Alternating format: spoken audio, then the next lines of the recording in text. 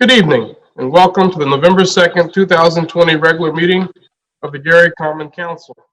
We'll begin with a word of prayer by our parliamentarian, Councilman at Large, Ron Brewer. 2020 regular meeting.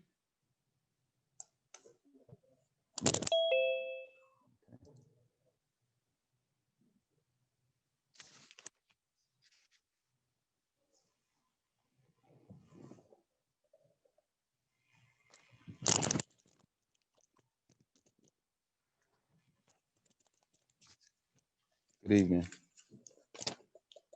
Shall we pray? Eternal God, we thank you for this day. We thank you for the activities of our limbs on today, oh God. We thank you for the keeping power that you have kept us, oh God. Lord, we ask right now, we prepare to do the business that you have assigned us to do, oh God, that you will be with us, oh God, in wisdom and knowledge, oh God. Oh God, we ask that you will bless the city of Gary, each and every member of this Gary Common Council. Bless the people as they come and as they go through our city, oh God. We ask that you bless right now in your son Jesus' name we pray. Amen. Thank you, Councilman Brewer. This time, we'll have our Pledge of Allegiance. For all those who are here and can, please stand. I pledge allegiance to the flag of the United States of America and to the republic for which it stands, one nation, under God, indivisible, with liberty and justice for all.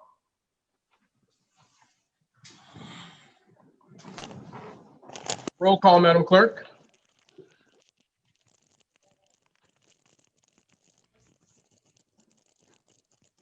You're muted. Okay. Councilwoman Atkins, Here. Councilman Brewer, Here. Councilwoman Brown, Present. Councilwoman Caldwell, Here. Councilman Godwin, Present. Councilman Lay, Councilman Weatherspoon, Here. Councilman Williams. Here. And President Brown. Mr. President, there are 7 present, 2 absent. Thank you, Madam Clerk. With 7 members present, we have a quorum to conduct the business of the Gary Common Council. Council members, before you are the minutes of our most previous meeting, October 20th, 2020. Is there a motion to approve said minutes? So moved, Mr. President. Been moved, and is there a second? Second. Moved by Councilman Brewer and seconded by Councilwoman Brown and Councilwoman Barnes Caldwell. Any questions or discussion?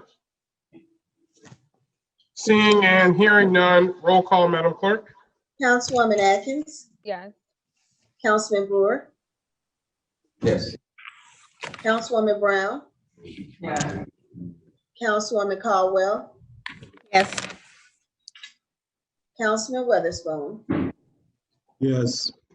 Councilman Williams, Yes. and President Godwin. Yes. Mr. President, the vote is 7-0. With a vote of 7-0, the minutes of the October 20th, 2020 regular meeting of the Gary Common Council are approved.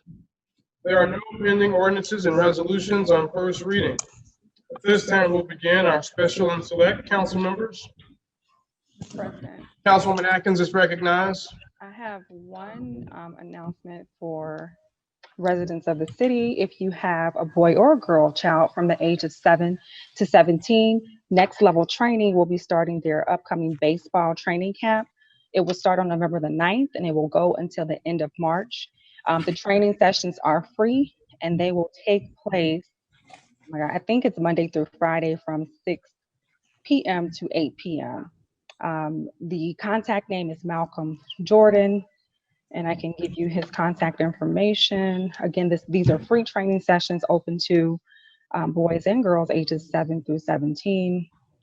And Malcolm's contact information is 219-413-1641. Thank you, Mr. President. Mr. President, Thank you, Councilwoman Atkins. Councilman Weatherspoon is recognized. yes, Attorney Lay is having some difficulty getting into the council meeting. Yes, he had let Attorney Williams know, and so I think the media team is going to work on that. Mr. President, Councilwoman Brown? I have, a list of donations from the Gary Commission for Women. It's from Kashiza George, the Executive Director from the Rainbow Ark Shelters. Can you hear me? Yes. Okay. The first supporter is Sharice Martinez, a Scholastic Pajama Program. This was on October 13th, 2020, 200 books for ages 1 to 12. And then from Sierra Young, North Shore Health Center, 6050 Sterling Road, 36 packages of size 1 diapers and 36 packages of wipes. There are no dollar figures attached to these.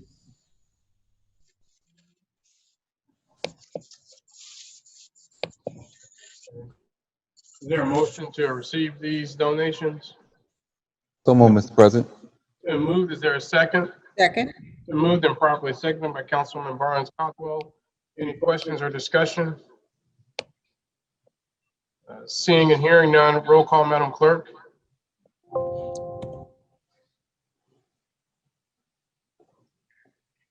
You're muted. Councilwoman Atkins, Yes. Councilman Brewer, Yes. Councilwoman Brown, Yes. Councilwoman Caldwell, Yes. Councilman Lay, Yes. Councilman Weatherspoon, Yes. Councilman Williams, Councilman Williams, Yes. Can you hear me? yes. President Godwin. Yes. Mr. President, the vote is 8-0. With a vote of 8-0, the aforementioned receivables are approved. Any other members for special and select?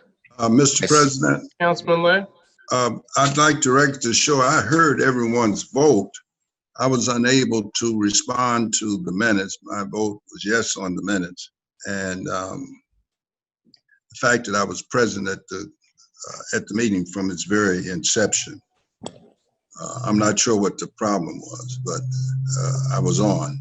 So I would appreciate if the record would reflect that I was present at all times. Thank you, Madam Clerk. Did you get that? Yes. Thank you. Mr. President, Okay, Councilman Williams and then Councilwoman Barnes Caldwell. thank you. Mr. President, I have 2 announcements for the residents in G610 and one is for G612. These are community forums. The one for residents in G612, which would be the Morningside area. We will have a community forum Zoom on November 4th, the day after elections at 6 o'clock. You can call City Hall, ask for Sherry Smith. She will give you the link for the residents in G610, which are from 47th Avenue, Harrison, down to 45th. So I'm saying from Harrison to Cleveland, to Grant, and down to 45th Avenue. We will have our Zoom meeting on November 12th. And that meeting will be at 6 o'clock.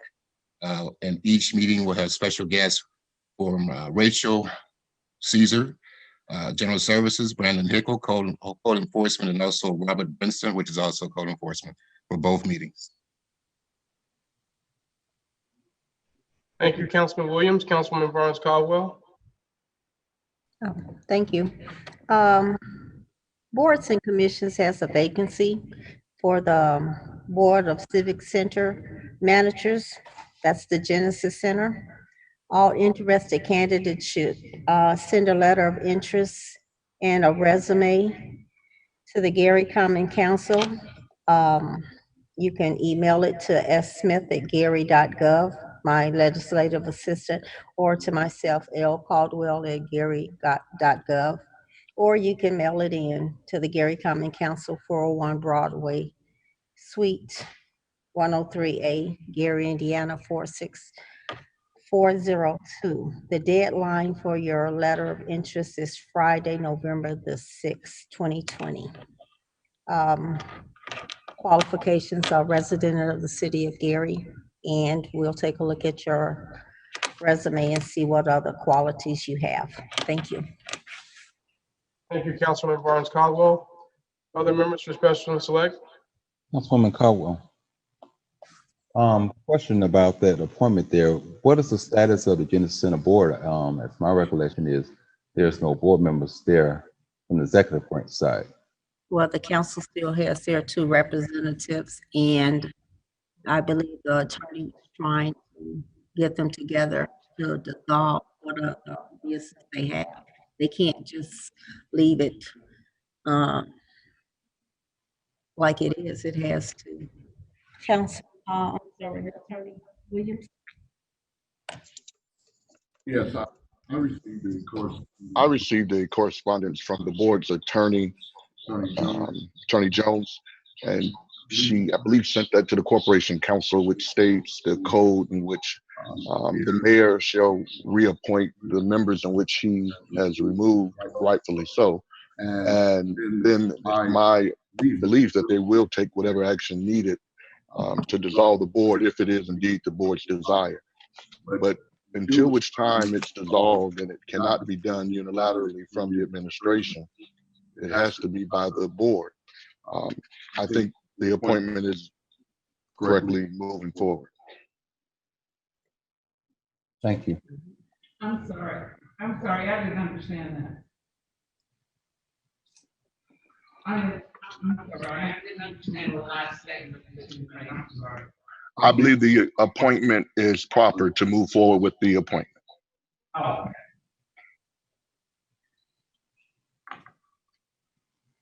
okay. Okay, any other members for special and select?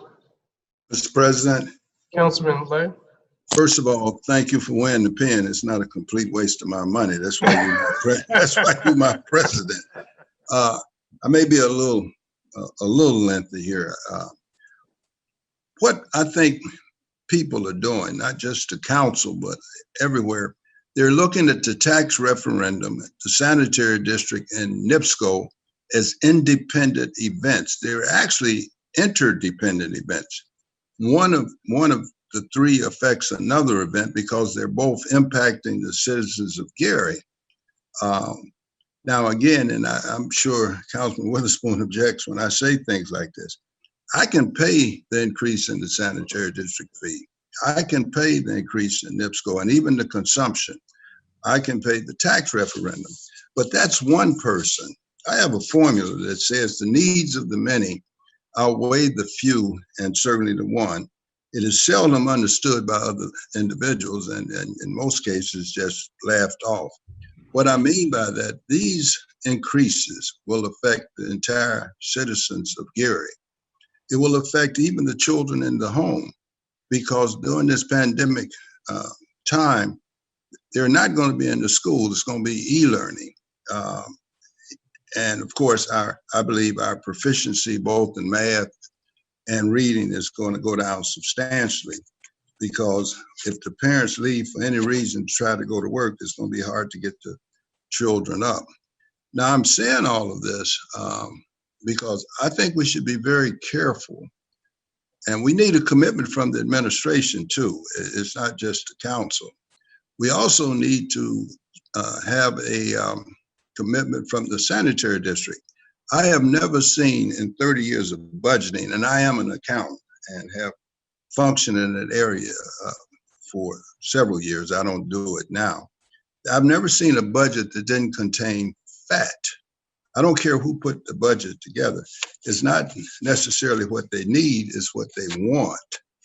What I'm suggesting somehow, we're going to have to, and I will explain each one of these things. The tax referendum is backed up by Senate Bill 567 that has never been used by MGT, an emergency manager. That is, you return to the Distress Unit Appeals Board called DUAB, and you ask them to provide you with funds from the State Board of Finance. That has never been done.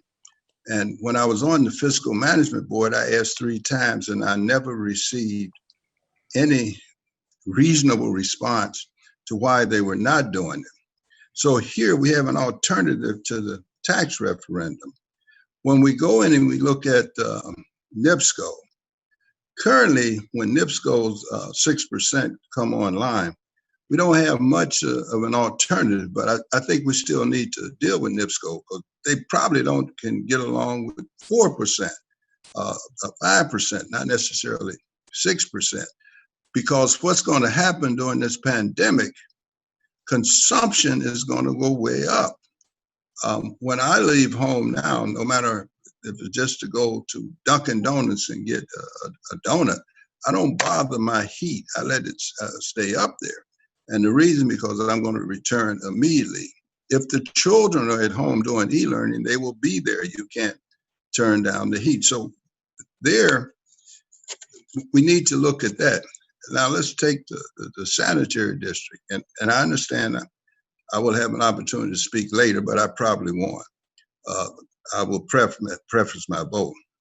I've had a long conversation with Mr. Mayborn, Maurice Mayborn. He called me and we have talked for the last 3 weeks. Initially, my vote on the sanitary district was going to be absolutely no. In fact, I voted that way when I suggested we not even send it to committee. Of course, that was changed by 2 votes, Mr. Witherspoon and Miss Linda Barnes Caldwell. But here, somehow we're going to have to subsidize this district if we want to lessen the impact on the citizens of this community. I would say a majority of our citizens are going to have a very difficult time paying all 3 of these things. So what I believe, although we don't have a special administrator, the mayor is not that special administrator, the sanitary district principally is ours to take a look at. I think one of the things we're going to have to do is a way to subsidize it. As I understand from Mr. Mayborn, they need 1.7 million. I think that's ideal. I believe they can get along with less than that. And so I think we're going to have to look at subsidizing that particular body in some way, take a much closer look at their need. We've pushed it off, unfortunately, to November the 10th. And I suspected something was going to occur when the former mayor, Karen Freeman Wilson, called me. She was very upset when I suggested the sanitary district rate would in fact be increased. If the council don't do it, I'm positive they will go to the federal government, and the federal government would, if what they're asking for is reasonable, the federal government is going to either appoint that board as a special administrator or an individual. I can't say what they would do. So I'm suggesting that we have to get a commitment from the mayor. Let's just assume, for the sake of argument, we don't give any raises, and I'm now including the police and firemen. That's the few in my formula. The police and firemen are the few. They're not too many. Certainly they're important to this community. I don't want to downplay it and certainly don't want to be disrespectful to them.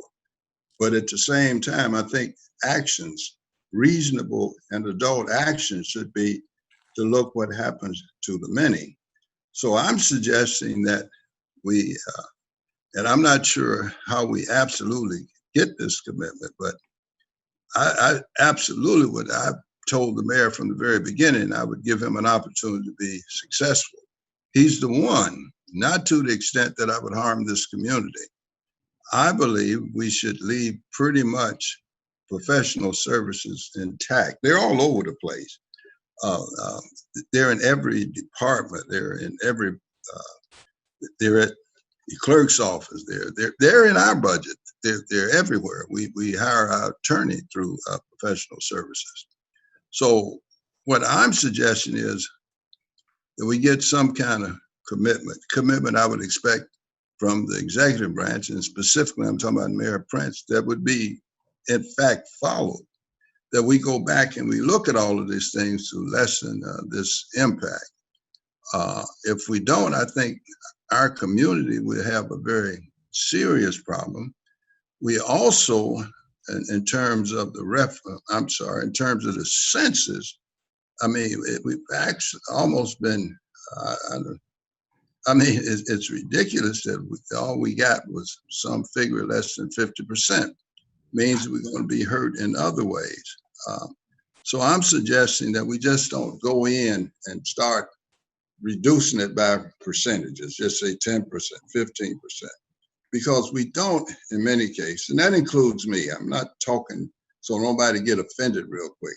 I don't have the skill level without facts to go in, and I'm trained totally different. That we need to facts, we need to experience, and we need to look at it. Without that, just to arbitrarily, because you have power to change something, that's abuse of power. Even a court can abuse its own power. Capricious is, we usually say arbitrary and capricious. Capricious is when you do something that's an unaccountable behavior. I went back and I looked at the statute, Indiana Code 36-8-3-3, paragraph D. There's no question the council has a right to do what it wants to do, pretty much with the police environment. No one can question that. But again, I think, as I've already indicated, that's the few. And certainly, as I further indicated, it's fat in these budgets. It's what we would like to have, no matter who put the budget together. Mr. President, I mean this very sincerely, that, I appreciate the time you've given me to do this. In the future, I will go on the radio for the entire year of 21, where I will review actions of government, not just the council. I will look at the administration, and I will go on twice a month at my own expense. I will not be given any council money, but I suggest that we be very careful what we do with this budget. And I'm really suggesting we don't give the police and firemen any raise at this point, and nobody else. That includes, don't give me a raise. That includes the entire council and all other elected officials. And here's my last statement. I understand that individuals are saying, specifically the clerk and the judge, and I will say publicly, the judge and I are very good friends, but that's the one again. When they say that you're running one employee into another, they have created the problem. It's not the council. The clerk has been in office, I believe, at least 17 years. This isn't something that occurred in 2020. This occurred probably in the last 17 years, where these salaries, for whatever reason, are somewhat too close. That applies to the judge who's been in for 20 years. And I don't think we can correct it all within 1 year. Again, Mr. President, thank you very much. And at this point, I will have, other than preface my vote, I will have nothing else to say. All right, thank you, Councilman Lay. Mr. President, Councilman Brewer. just to, Mr. Councilman Lay raised a lot of points and concerns in his comment, his statement, and definitely I appreciate it. I think a lot of these things could have got cleared up if we would have had the State of City address, which I was looking forward, and I received several calls from council members and citizens asking about the link and where was the State of City taking place. And here I go again, I didn't have the information to give even my colleagues, let alone citizens. It didn't happen. It was stated at the last council meeting that we would get information about the State of City address, and we never received that information. So I think a lot of these things could have got cleared up, where we could kind of know which direction we was going into if we were presented with the State of City address. Thank you, Mr. President. Thank you, Councilman Brewer. Any other members for special and select? I will say that the first district will have a community meeting on Thursday, November 12th at 6:30 p.m. to discuss the Gary Sanitary District trash collection rate increase, as well as the bike and pedestrian master plan for the city, and specifically looking at areas of impact within the first district. Of course, you can call the council office at 219-881-1315 for the Zoom link, and we'll also distribute this information via social media as well as email. Of course, we know that tomorrow is Election Day, Tuesday, November 3rd, 2020. The polls open at 6 a.m. and they close at 6 p.m. If you are in line at 6 p.m., stay in line at 6 p.m. You should have the right to vote. If someone says that you cannot vote for some reason or your name is not discovered on the list, ask for a provisional ballot. If there's any questions about where to vote, you can feel free to call the council office. We can't tell you who to vote for, but if you need logistical questions about where the polling places are, feel free to call the council office at 219-881-1315. Again, we can't tell you who to vote for, but we can tell you where polling places are. 6 a.m. to 6 p.m. tomorrow, Tuesday, November 3rd. Any other members for special and select? Mr. President, Councilman Brewer and then Lay.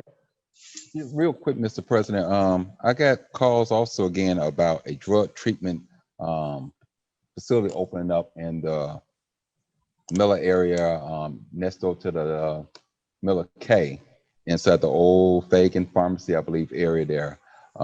Didn't know anything about it. I reached out to you today, and but I did find out that you're having a meeting on that coming up. I don't know what date, but I know you're having a meeting. I'd like to be a part of those conversations that's taking place there. Just to the resident, didn't know anything about it. To my knowledge, it doesn't have to come before the council for zoning or anything of that nature, but I would like to know more information about it. That area is already seeing a very high increase of people panhandling and things of that nature in that area. And just my opinion, I think it increases those efforts there. With a lot of different things we're proposing to do in that area with the double track and doing a lot of things on the Lake Street area. It's a lot of plans that's going to take place in the Etna area and Glen Ryan area. I think this is something very important that we need to stay very close, pay close attention to. Thank you, Mr. President. Thank you. Councilman Lay. yes, Mr. Chairman, Mr. President, I'm sorry. I was going to piggyback on this voting. There's a number even maybe be better. It's 755-3795. That's the election board. If you call them and give them your address, they can tell you where your precinct much better. And again, I'm not trying to say we don't have it, but certainly I believe the election board is an absolute good source, and it has multiple people there to do it. But 755-3795, that would be another place. Any irregularity that is occurring, that would be a place certainly to call. I would assume they will have voting commissioners that move around, a team of lawyers or anything of that nature. I don't think we're going to have the problems that other communities are going to have. I think here, other than maybe the referendum itself, but that number is probably a better number. I agree, and thank you for making that correction. 219-755-3795. Mr. President. Councilwoman Brown. I have a concern. The filling station, the Speedway gas station on Grant Street in Gary. I have been going to that gas station, and there are panhandlers there all the time. And I don't know what, if anything, the police department can do about these panhandlers, but something needs to be done. I mean, it's a nice service station. We haven't had it that long. We'd certainly like to keep it. But I think that something should be done about the panhandlers. One guy followed me to 3 pumps the other day when I was there asking for money. And so I think that we need to do something about the panhandlers at that gas station. And I don't know what the police department can do about it, but something needs to be done. Mr. President, I can maybe give some assistance here. The service station is private property. The police cannot go on to private property unless they're either invited or some event is occurring. It's unfortunate that some people don't realize that. For instance, they can't drive around, let's say, County Market a lot without something occurring.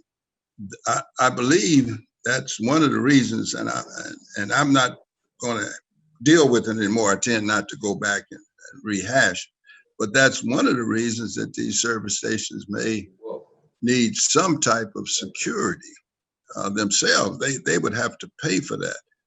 It's just like the city cannot go on the private property and dump the trash either. So unless something is going on other than it's very difficult to even get a person loitering on private property. They can't be in the street.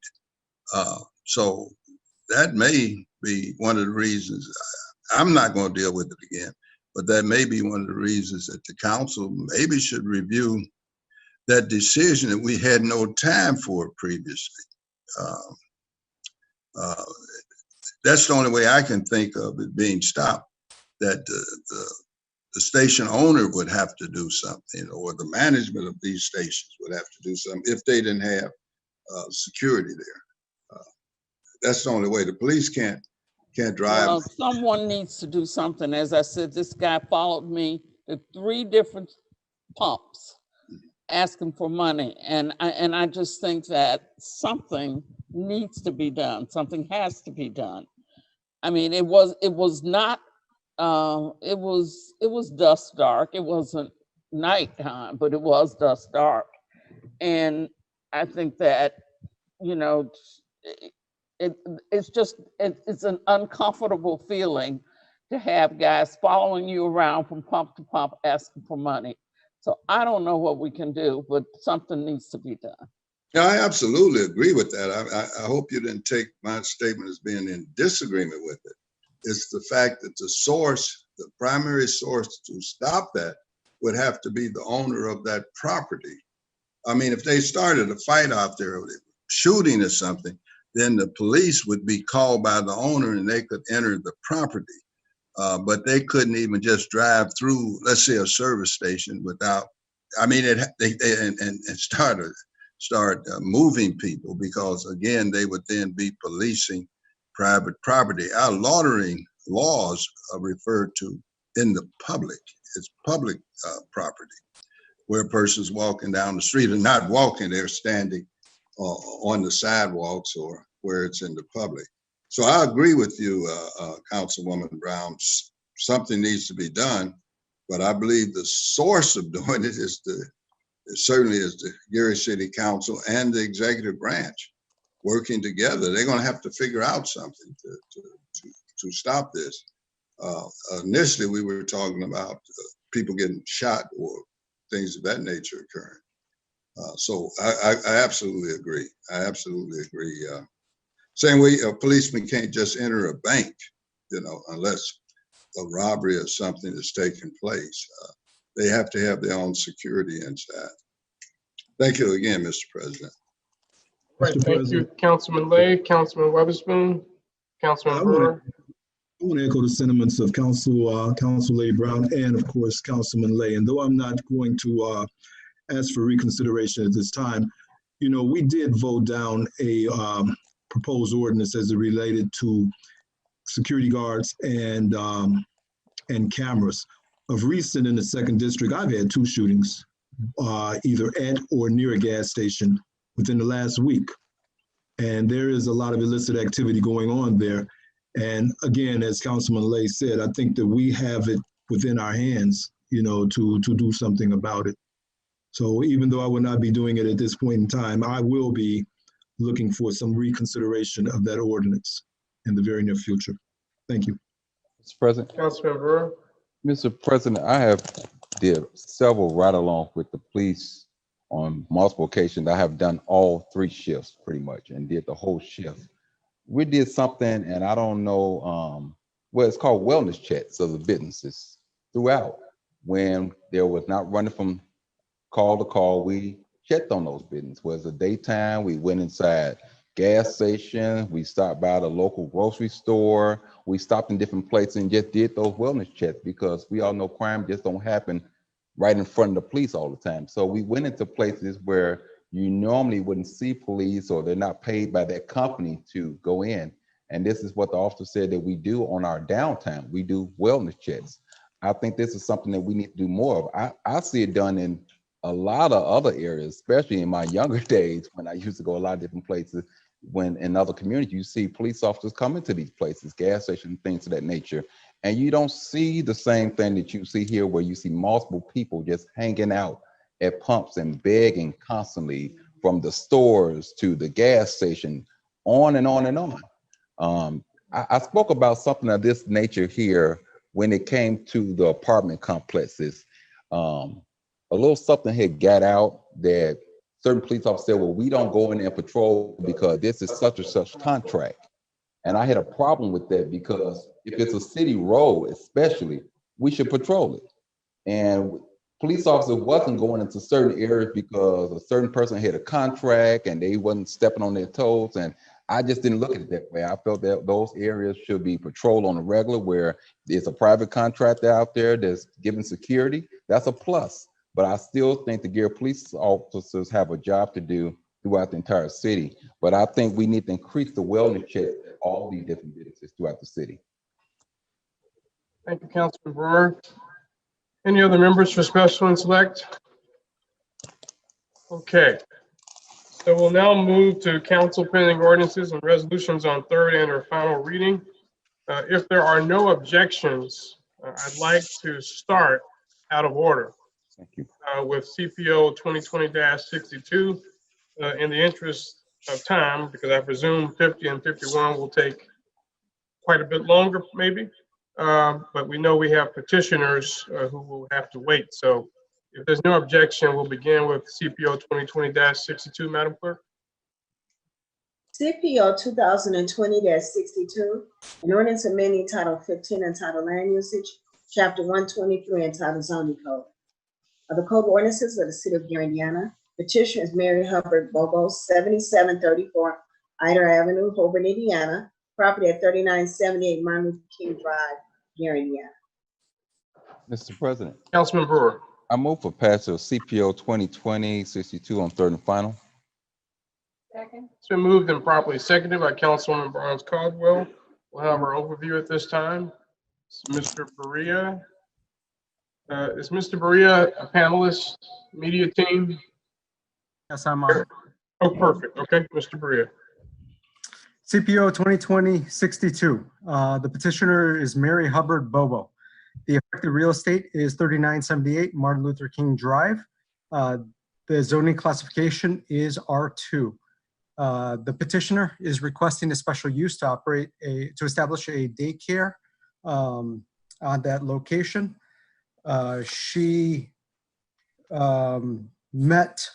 We went through the 7 criteria, and she met those criteria to the satisfaction of the staff. There were 64 mailings sent. At the time of the BZA, 2 mailings came in that were opposed. Since 2 more mailings came in, and so the count is 3 opposed, 1 not opposed. The concerns that were raised by those who were opposed were that 2 of them stated that they wanted to keep the area residential. The one that came in after the BZA, and we discussed at length in the Planning Council, was concerned about a previous tenant of the petitioner that had drug issues, and the police visited the property, and the concerns of the neighbors was that set the stage for concerns about that area. But we have since received information from the police department that resolved those issues in the eyes of staff. So staff recommendation remains unchanged, that the daycare would provide a service for residents and contribute to the tax revenue of the city. That concludes the staff overview. Thank you, Mr. Berea. Ms. Petitioner, would you like to say anything, Ms. Bobo? No. Okay. Any questions from council members of Mr. Berea or Ms. Bobo, or comments that people would like to make? Mr. President, Councilman Brewer? I stated at the last meeting about the number of calls that I did get the listing from the police department there with a number of calls dating back from the 2016 to 2020, a number of 21 calls. And I just want to state for the record, Mrs. Bobo was not listed in any of those calls though. But Mrs. Bobo, can you answer a question? Out of all those calls, with all of those tenant calls that you know of? No, I'm not aware of any calls except for the one in April of this year. And I've actually owned the property. I didn't own it in 2016. I know that. I can't remember the year I bought it, but I don't think I've owned it since 16. But however, I'm not aware of any police calls other than the one in April of 2016. I've never resided in the property. It's always been a rental property, so any police calls there, didn't involve me at all. It had to be tenants. Okay. And just this year, we received 4 service calls this year at that location. Ms. Bobo, I will just say I can see the frustration of some of the residents in the area with a number of police calls to their residents, so I can see their concerns for it. That's my only position there. But I will also add is that I would make the same recommendation to the council, and this is not putting anything on the petition at all, but just to ease concerns of any of the residents in the area, I will put the 1-year stipulation. If there's no concerns in a year, that we grant Mrs. Bobo to operate at full capacity, no restrictions at all. But this is just continue, if there should be any type of activities at that location, that it will come back to this council for reconsideration. Okay, so, I want to say something about that. okay, Ms. Bobo. I have a problem with that because, I don't have a criminal history at all, okay? And I don't understand if every call has been not related to me, it's related to the address. Why would that even be an issue? None of those people live at that property. No one lives at the property. This is a daycare. And, I just don't think that that's a reasonable decision. I'm going to live with it and accept it because, again, I'm not a criminal. This is a business. But for that stipulation to be placed based on what you're saying, I don't think that's reasonable. But it's fine. We can go with it. Mr. President. Councilman Brewer and then Councilman Lay. I wouldn't go into details of what these calls was unless it was requested, because I wouldn't want to jeopardize anything of the petition, but there were some serious calls made, and this come directly from the police department, so that's why I'm raising these concerns. That's the only reason. Okay, Councilman Lay. Let me, Ms. Bobo, let me advise the council of something.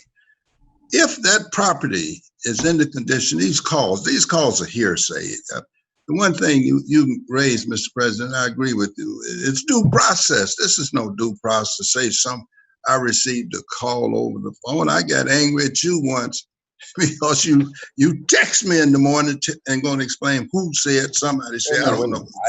You're right. No, I'm not talking to you. You weren't president. Okay. I'm talking to, he's wearing my pen. That's why we got a good relationship today. Listen, if you don't go to the police to determine if something's a common nuisance, you should look at the court. If the court has not declared this property to be a common nuisance, then it's nothing there. A person just at random call. I received a very in-depth call from an individual. I'm certainly not going to raise the name. I indicated to them that I would not say anything in terms of their name, what was going on there. As I told them, that's not due process. I mean, for us to sit up and do this, I agree with Ms. Bobo. And I wouldn't yield out of some frustration that you're doing, because I don't know if Mr. Brewer's position is that of the council. We didn't do it with another person. You're right. You haven't lived there. These actions are not against you. Again, you're not even clear. They went all the way back to 2016. Why not go back to the day the house was built? I mean, that makes no sense. It's not relevant what occurred in 2016 as far as this petitioner is concerned. So I believe we just simply should pass it, let the executive branch review it. If they find something is not being followed, then come back to us with it, not for someone to come to the executive branch, take it to court.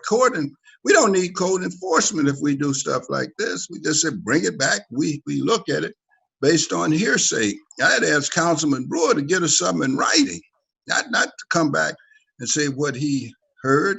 And I'm not suggesting he didn't hear it. I don't know what triggered it.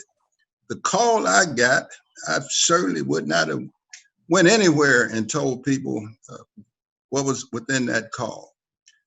As far as I can tell, some of the problems there have been generated by elected officials at the county and city level, but they have been unable. They didn't find anyone when they raided. I would suspect if a councilman asked the police to raid somewhere to take a look, they would take a look at it. They would go there. But as I understand, they didn't detain any of these people. I mean, they may have detained them while they looked at it. They released them all. The court has not declared this property a common nuisance. My vote would be to give her the property, tell the executive branch to review it. I'm not concerned even with the sign out there. I mean, come on. She's going to be a taxpayer. I would assume the property is empty now. Now, I may be wrong on that, but my general impression is it's empty property. And certainly we should give her, as I've indicated, the way I feel about the mayor, give her a chance to be successful. If she's not, I would be the first one to vote to take it back. But I think the executive branch should follow up. I really do. That's who we should ask to follow up and give us a report back in a year or 6 months or 90 days. But at this point, I don't even think we need a report back. I really don't. I don't see why we would police this property versus all other daycare centers. And that's my position. Thank you. And I just want to add one last thing. I am currently a daycare owner, and I have a daycare and has been licensed there for more than 2 years. And I've had not a one police, nothing. I mean, so if you really wanted to, consider this based on me and my daycare practices, it's obvious that, that's not an issue. But again, if that's what you want to do, I have no problem with that because I'm not anticipating any problems, but it's not fair. But I don't think any of this process has been fair. As Mr. Lay said, this is all based on some business with Levita Sparks Wade and her connection with the council, because there is no evidence of an issue with me or my daycare practices. This is about an address where I had tenants and nothing has been founded. And moreover, because this is not a rental property where I'll be renting to tenants, this is, it's a benefit to the community, and it's a benefit to even the surrounding neighbors, because when you rent a property to people, the application can look great. That has been a Section 8 rental property for me. So they've been vetted and cleared through Section 8. I vetted and cleared and did rental history checks and everything. So no matter how well a potential tenant looks on paper, once they get in there, you really don't know what they might do. So if I rented it to another tenant, if she was successful in blocking me from having a daycare there, then it would be more tenants, which I think would be less in her favor. With this, it's Monday through Friday, 6 a.m. to 6 p.m. Children from 6 months to 12 years old. So I don't think it's fair, but whatever. That's all I got to say. Well, thank you, Ms. Bobo. I will just quickly say that I suppose there's an amendment on the floor. Yes, and this is, Mr. President, that is my amendment, and there's no attempt to stop Mrs. Bobo from opening because I plan on supporting it. But I think this is something, it weighs on both sides here. If there's nothing to transpire at that location, there's no reason for Ms. Bobo have any concerns come back to this body. But if something should transpire, I think this council needs to be fully aware. I just can't ignore what I have received from the department, over 21 calls from that address. I cannot ignore that. And some of them are some very serious incidents that have taken place there. Okay. Mr. President. I understand Mrs. Bobo may not be aware because she was not living in, so it's no indictment on her, but it's things happen and it's her property, that's all. And we just got a record of it. That's all. Can we get through the motion for the amendment, and then I want to recognize Councilman Williams, if that's okay, I want to keep us on track. So it's been moved and properly seconded by Councilman Barnes Caldwell to amend CPO 2020-62 to insert a 1-year probationary period. This time, are there any questions or discussions about that amendment? I'll recognize Councilman Williams. President, thank you. My concern with this situation is that you are a property owner and that you are leasing to other people, but now you're going to turn into a daycare. But during that time, when these events took place, you weren't monitoring your property. And that's why all these events took place. That's why Councilman Brewer has all these phone calls right now. So if we did allow you to have a daycare. I have something to say. Wait a minute, Ms. Bobo, Councilman Williams is still speaking. At this point, we're just hearing from council persons unless there's a direct question. Councilman Williams? So if the vote is passed for you to have this daycare, I'm quite sure you will probably monitor the property a bit better because this will probably be a stronger income source coming in. But the situation still is at hand of what took place at the property prior. And you are the property owner. Mr. President. Thank you, Councilman Williams. Councilman Lay? This is absolutely amazing. I think, Ms. Bobo, you should be still. The council itself probably will defend you. Again, that puts a chilling effect on what she can do at that property. There is something I will say after the vote about certain people shouldn't even be voting on this, in my opinion. They really shouldn't be. But here again, it has a chilling effect. I think, Mr. President, you raised that before. You know, you tell a person to go do certain things. Again, prior ownership of the property may be a reason not to make it a Section 8 home again. But again, she now is talking about operating a business there. She is the business. She's not talking about leasing the property for someone else to operate the business. I agree 100%. You look at her record, not these 21 phone calls, then this property should be a common nuisance. It really should. I mean, it should constantly, grit should be raiding it all of the time. So far, that hasn't been delivered. The phone calls, if the phone calls came from the police, they're wrong to do this. That's absolutely wrong because it's hearsay. None of this is sworn. This is people talking to each other. What triggers them, God only knows, and what may be triggering them. Again, let the executive branch police this. That seems, as opposed when it comes back to us, what is going to be some more phone calls? Let the so we keep coming. We don't need a court if we're going to have phone calls. We can get rid of the court. We can just come to us and call us on the phone, and we'll decide if you went 56 in a 55 zone or 60. Let the administration do this. That's their responsibility. That's their responsibility to do this, not for the council to take over their jurisdiction. All we have to do is either approve it or disapprove it, and then and then request that the administration send out code enforcement. I guess the police drive down the street and give us a written confirmation of what they find, a written one, not a verbal one. I mean, people say I'm insane if you went based on what people have said about me in the last 3 or 4 months regarding the referendum. I got to be one of the worst people on earth.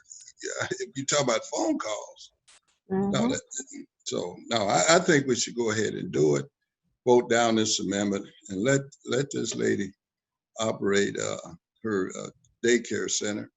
And if the city finds it's not up to par, they should stop it. They should tell us to withdraw our favorable voting. Thank you, Mr. President. Thank you, Councilman Lay. I just want to quickly say that I too will not vote in favor of this amendment because I didn't vote in favor of the same amendment at our last meeting because of the points that Councilman Lay raised. And also, as he said, there is an administrative arm that will allow due process to fine, to take people to court or whatever, if their property is a nuisance. There's state regulatory bodies to deal with daycares and reports of concerns and so forth. And I don't think it's for us to police that.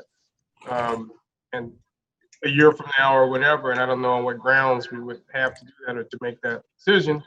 And as a business owner, I certainly understand the chilling effect on the kind of investment one would want to make in a property that's in limbo for a year.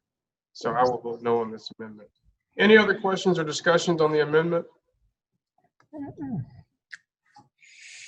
Seeing and hearing none, roll call, Madam Clerk. And I know we've talked about a lot, but just to be clear, this is a vote on an amendment to CPO 2020-62 to insert a 1-year probationary period on this daycare facility.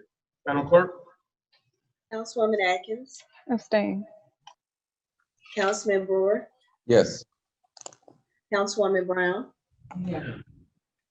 Councilwoman Brown, No. Oh. No. Councilwoman Caldwell, Yes. Councilman Lay, No. Councilman Weatherspoon, No. Councilman Williams, Yes. President Godwin. No. Mr. President, vote is 3 yes, 4 no's, and 1 abstention. Thank you, Madam Clerk. Motion fails for lack of sufficient votes. Any other questions or discussion related to CPO 2020-62? Mm-mm. Mr. President, Councilman Brewer? without that motion being in place, I will abstain on my vote, going forward. Okay. Any other questions or discussion? All right. I just want to ask, and I hope I am putting you on the spot, but I hope I'm not. I tend to defer, in my mind, unless I'm just so clear about it, to the council person of that particular district. And Councilman Williams, did you have a recommendation to us or particular thoughts to us? I would certainly like to hear it since this is your district. My concern is the fact that the property is prior use by the tenants, the situation that took place there. And the fact that when Ms. Bobo had no idea that the activities were taking place on the property that she owns, I just want to make sure that it's going to be a safe site for the daycare. If you guys can recall, there was a drive-by shooting where a bullet did go through one of our Gary daycares. I just want to make sure it doesn't happen in the district. Well, thank you, Councilman Williams. And I guess I've heard the calls as well, and not the calls of the people in terms of people complaining, but the calls related to whether or not we should approve the daycare. And I tend to fall on the side that if she were living there at the property and all that was going on, I think it would be very different. But I think, look, I deal with a lot of landlords and I'm familiar with what tenants can do. And so it's very hard to control people once they get in your property, even to evict them. I mean, if you had a terrible tenant this year, good luck trying to evict them. There was a moratorium. So these processes can take months, years, or sometimes, depending on what's going on. So I won't blame the property owner for the actions of a third party, especially since it's not related to what she is now seeking to do. Councilman Lay? Yeah, I absolutely, 100% agree with what you just said. But to talk about a drive-by shooting, how could this person be held responsible for a drive-by I'm shooting. not holding her responsible for the recent activities that I've discussed. What I'm saying is I want to make sure that the property is safe now. It was, as far as I was notified, it was being used to sell drugs out. I want to make sure that Well, how can you property make is how now can you still a homestead and not a So drug you're, house. yeah, but Mr. Williams, maybe you don't understand the working of the court. You're saying they're selling drugs and it's not a house of common nuisance. So the police have been irresponsible. If they have a drug house and they do not go to court, go to the prosecutor, file charges on the drug house, set up buys, then they're irresponsible. That makes no sense. No one has declared. Let me finish. Go ahead. No one has declared this a house of common nuisance. I disagree. Now, here, I even disagree with the president that you're not giving us any factual basis. You're talking about somebody driving by. What was done before? It was a Section 8. Let's blame the housing authority. They vetted, I would assume, the wrong people. The president is right. You can't just arbitrarily get people out. I mean, there has to be a factual basis for it. Here, there's no factual basis. The police went there, they arrested nobody. There is no record of anyone being arrested.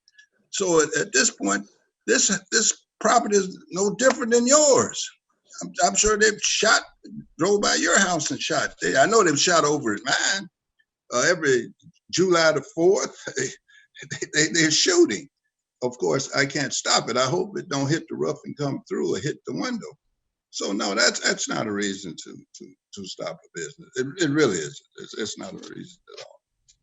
And I think again that would be a very arbitrary act because you have the power to do it without a fact is arbitrary. Yeah. And certainly even the court cannot act arbitrarily, let alone this legislative body. And Mr. President, I apologize. It's just some things that amaze me that people think that way. I just want to say one. Thank you. Just 1 second. Any other council members? Any other council members have a question or discussion? Yeah, Councilman Weatherspoon. Thank you, Mr. President. Not on the subject matter, but can we do something to, at this time, kill the chat? There is some, I don't know if you've been monitoring it, I have, and there's just some unnecessary commentary coming through on that. And of course, it's accessible not only to the council, but anyone that is on this Zoom call. So is it possible that we can just kill the chat until maybe public portion? I don't think there's going to be a public portion, but I will ask that the chat box, because obviously if we were in person, we wouldn't have people talking out and about. So I don't think it's an open door violation. We don't have to have a chat. It's just an optional feature on the technology.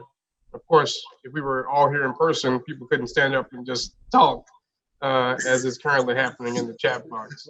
Yeah. But in any event, I will lay that to the media team who's here. Any other council members, question or discussion? Yeah, I have one question for Nurse Bobo. Nurse Bobo, your facility is going to be open from 6 a.m. to 6 p.m., correct? Yes. During that time from 6 p.m. to 6 a.m., will anyone be living there? Will it be monitored? No, I have a security system there, of course, but no one will live in the property at all. It's totally vacant after 6 p.m., as is my other daycare as well. No one lives in either property. Okay, thank you. Right. Any other questions or discussions from council members? Okay. Roll call, Madam Clerk. Oh, Ms. Bobo, and then go ahead. I'm gonna make this real brief, okay? To Mr. Williams. Yes. You mentioned about the police calls and your concerns, and still, in my opinion, questioning my judgment as a landlord. I just want you to know that the only person reported anything to me about police activity and calls was Lavita Sparks Wade. The police never reached out to me. And actually she was the caller, from what I understand, on these tenants that live there because she didn't agree with their lifestyle. but you are saying that as a landlord, I never addressed all of this drug activity, which was never proved. That was never proved. But I never was contacted by the police, the sheriff's department, or anyone else. So of course I did go by and monitor my tenants and that, but I never received any calls or anything saying, from like the police or anyone. So, I feel like I was even an effective landlord with that. It's not illegal to have company. It's not illegal to have barbecue in your front yard. I don't barbecue in my front yard, but again, I don't want to make it too lengthy, but I just want to say that there was nothing going on ever at this property, even with those 21 calls by Miss Sparks Wade, for me to evict anybody. I couldn't evict anyone based on her calls. And that's all I have to say. Thank you. I appreciate it. So we've closed public comment. At this time, we will have a roll call vote. Mr. President,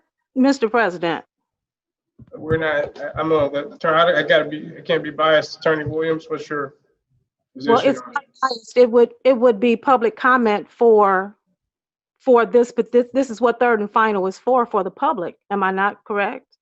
I'll let Attorney Williams decide how we want to handle it, because we have not been doing public comment during these types of sessions during third and final. Attorney Williams. In fact, that is true, but you in fact have allowed public comment. Ms. Sparks Wade has had an opportunity to speak at the public hearing. So there has been an opportunity for public comment.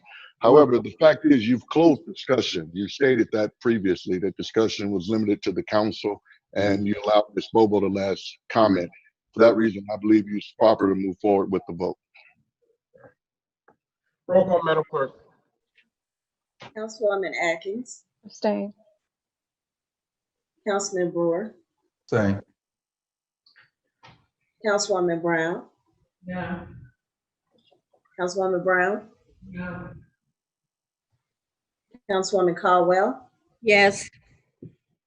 Councilman Lay. Yes. Councilman Weatherspoon. Yes. Councilman Williams. Thank. President Godwin. Yes. Mr. President, vote is 4 yes, 1 no, and 3 abstentions. Due to insufficient votes, CPO 2020-62 fails. Please proceed, Madam Clerk. CPO 2020-66, an ordinance amending Title 15 entitled Land Usage, Chapter 123 entitled Zoning Code. The Code of Ordinances of the City of Gary, Indiana. Petitioner Marquita Cox, P.O. Box 931, Sherrville, Indiana. Property at 719 West 51st Place, Gary, Indiana. Councilman Brewer. Mr. President, I move for passage at this time on third and final. Second. Been moved and properly seconded by Councilwoman Barnes Caldwell. We'll have the overview at this time. Mr. Berea, I presume Ms. Cox is present. Is she available, media team, to be brought into the panelists view? Marquita Cox. Okay.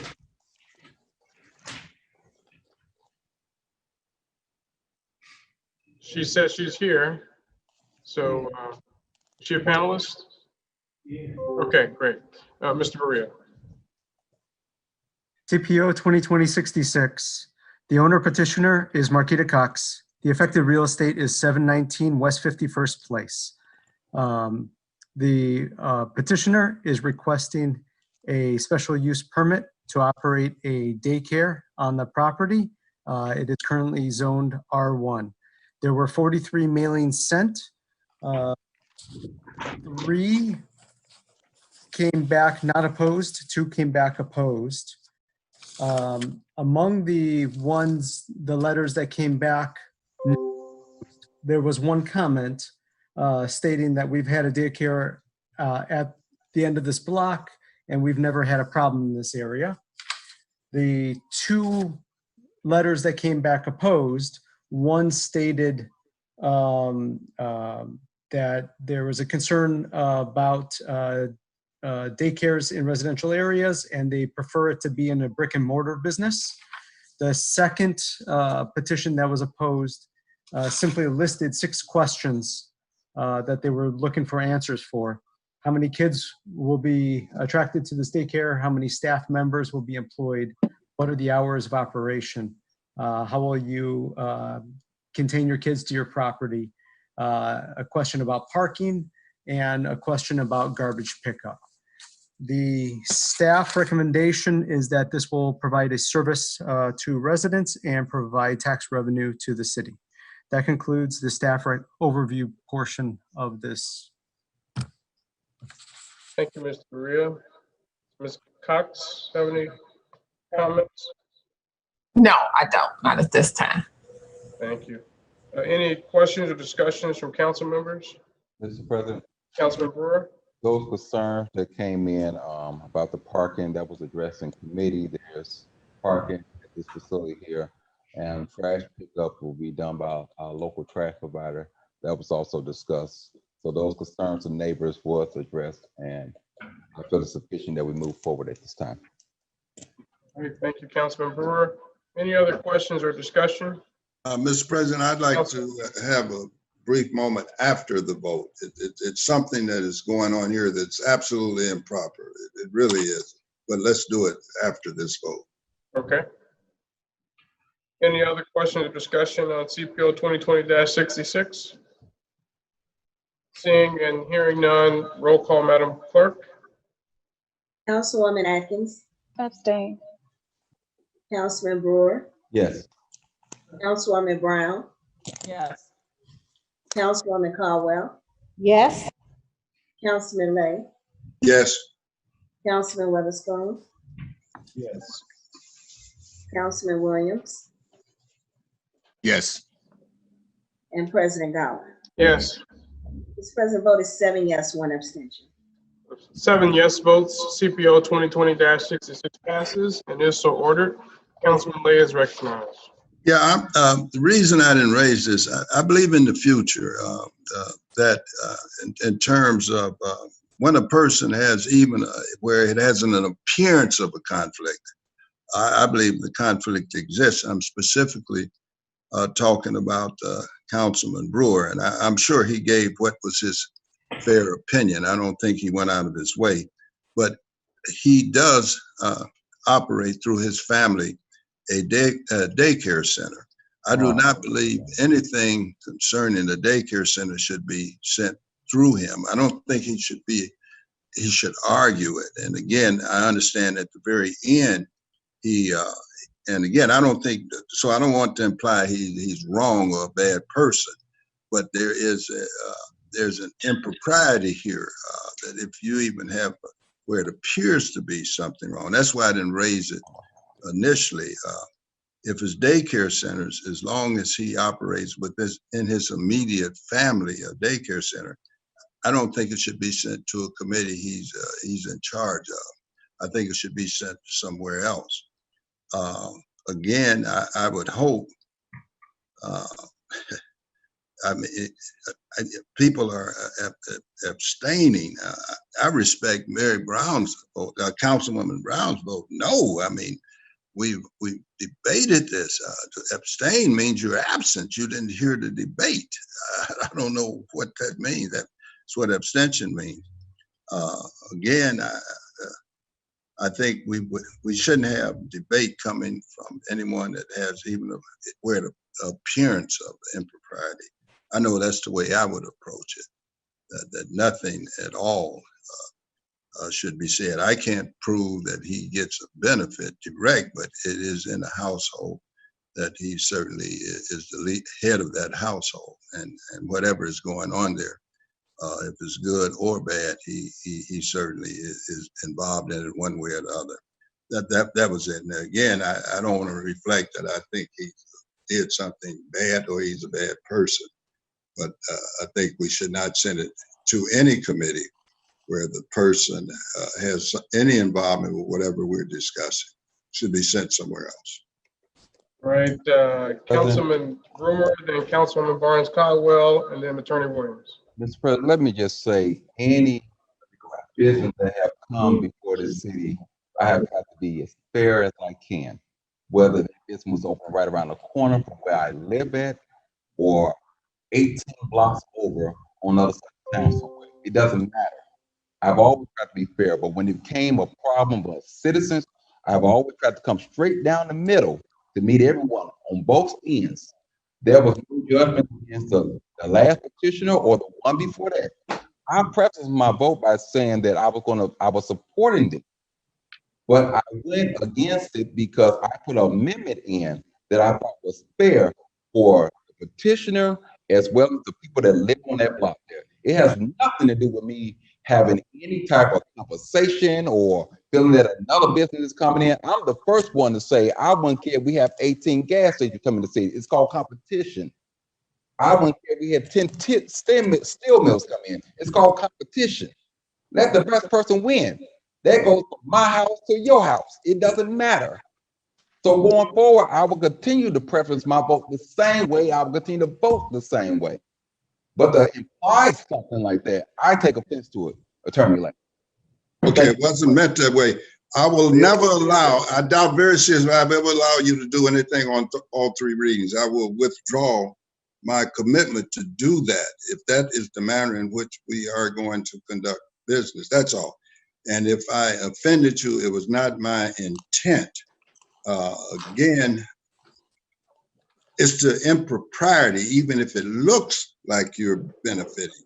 No one has a way of knowing. But how does it look like I'm benefiting? There have been businesses come to this community here. If I was going to work on a job or anything like that, I made it known to the body as well as the people. So for you to apply this, I have a serious problem with it. Okay, do you know what nepotism, well, no, I'm not questioning you, Mr. President. He apparently does not understand nepotism. Nepotism stops the other person, even if they're working under our laws, to do that. We cannot hire our brothers and sisters and in-laws, certain in-laws, to work. They would be doing the work, but the law says they can't do that because there's a benefit coming there. So that's the way the law is working. It's not saying he's bad. That's why I withheld my comments until after the vote had passed. That's the reason I withheld it. I'm not trying to show these. Okay, go ahead, Mr. President. All right, but I do withdraw from now on. I will not be bound by that commitment that I made that you can pass on all three readings. I will now look at it. If nothing else, I will abstain. I will be present and abstain. So it has to be a good reason for me now to grant it. Each one will have to come on an individual basis. All right, we're going to hear from Attorney Williams. Mr. Chair, I was hoping not to have to deal with this, but Attorney Lay expressed his concern with me. I did my research and informed him of my opinion, which of course greatly differs from his. Councilman Brewer stated, and I have no reason to question his veracity, that the daycare is of his wife's and not of his own. I would also remind Attorney Lay, and I believe he was right in that decision, when he ruled that former Councilwoman Shirley Stanford and existing Councilwoman Mary Brown, who both at the time worked for the sanitary district, he found that that was not a conflict of interest because it was too far removed. You couldn't follow the money. I would ask him if surely if that was too far removed, this allegation is equally too far removed. Thank you. Okay, Attorney Williams. All right, thank you. I don't want to spend too much more time on this. Councilman Barnes Caldwell. I'm just at awe that Councilman Lay said that when he has just attacked the referendum. You know, every opportunity you get, you keep bringing up the referendum. You did an all-out pledge to unsupport the referendum when all the rest of us did. So, you know, I'm insulted. That's it. Mr. President, how my discussion of a daycare center attacks the referendum? I looked at the Because every time you say something, you bring up the referendum and how you're not in support of it. So you're right now saying that Councilman Brewer, just out of nowhere, you know, he's tried to sabotage that, far as I'm concerned. No, I didn't say he tried to sabotage. I did not. We talked about the referendum. No, the reason I talk about it, you have skin in the game. I compared it with three things. If you're going to try to repeat or regurgitate what I said, I looked at the referendum, I looked at NIPSCO, and I looked at the Gary Sanitary District. I said, these are not independent events. They're all interdependent events. What Mr. Brewer took what I said as maybe he does feel offended.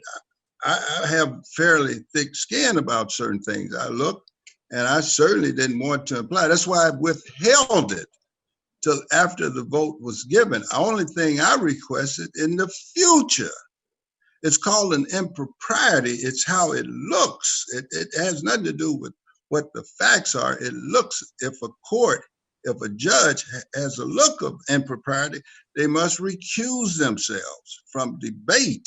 They can't even have the debate. They just simply stand back and get out of the picture. That was all. So again, I have not found him to be an unfair person, but I'm not going to sit here as an attorney and say absolutely nothing when I have a thing. Now, if he takes it that I have offended, he's going to have to live with that. But that was not my intent. My intent was not, I consider him a friend. I've helped him in numerous ways since he's been and since he's been on this council. But the only time I raised referendum was when I talked earlier in relationship to the impact it will make on the citizens of this community. There's three things coming. It's no need of ignoring these things because they are coming. But I didn't put it in relationship to the daycare center. It has nothing to do with the daycare center.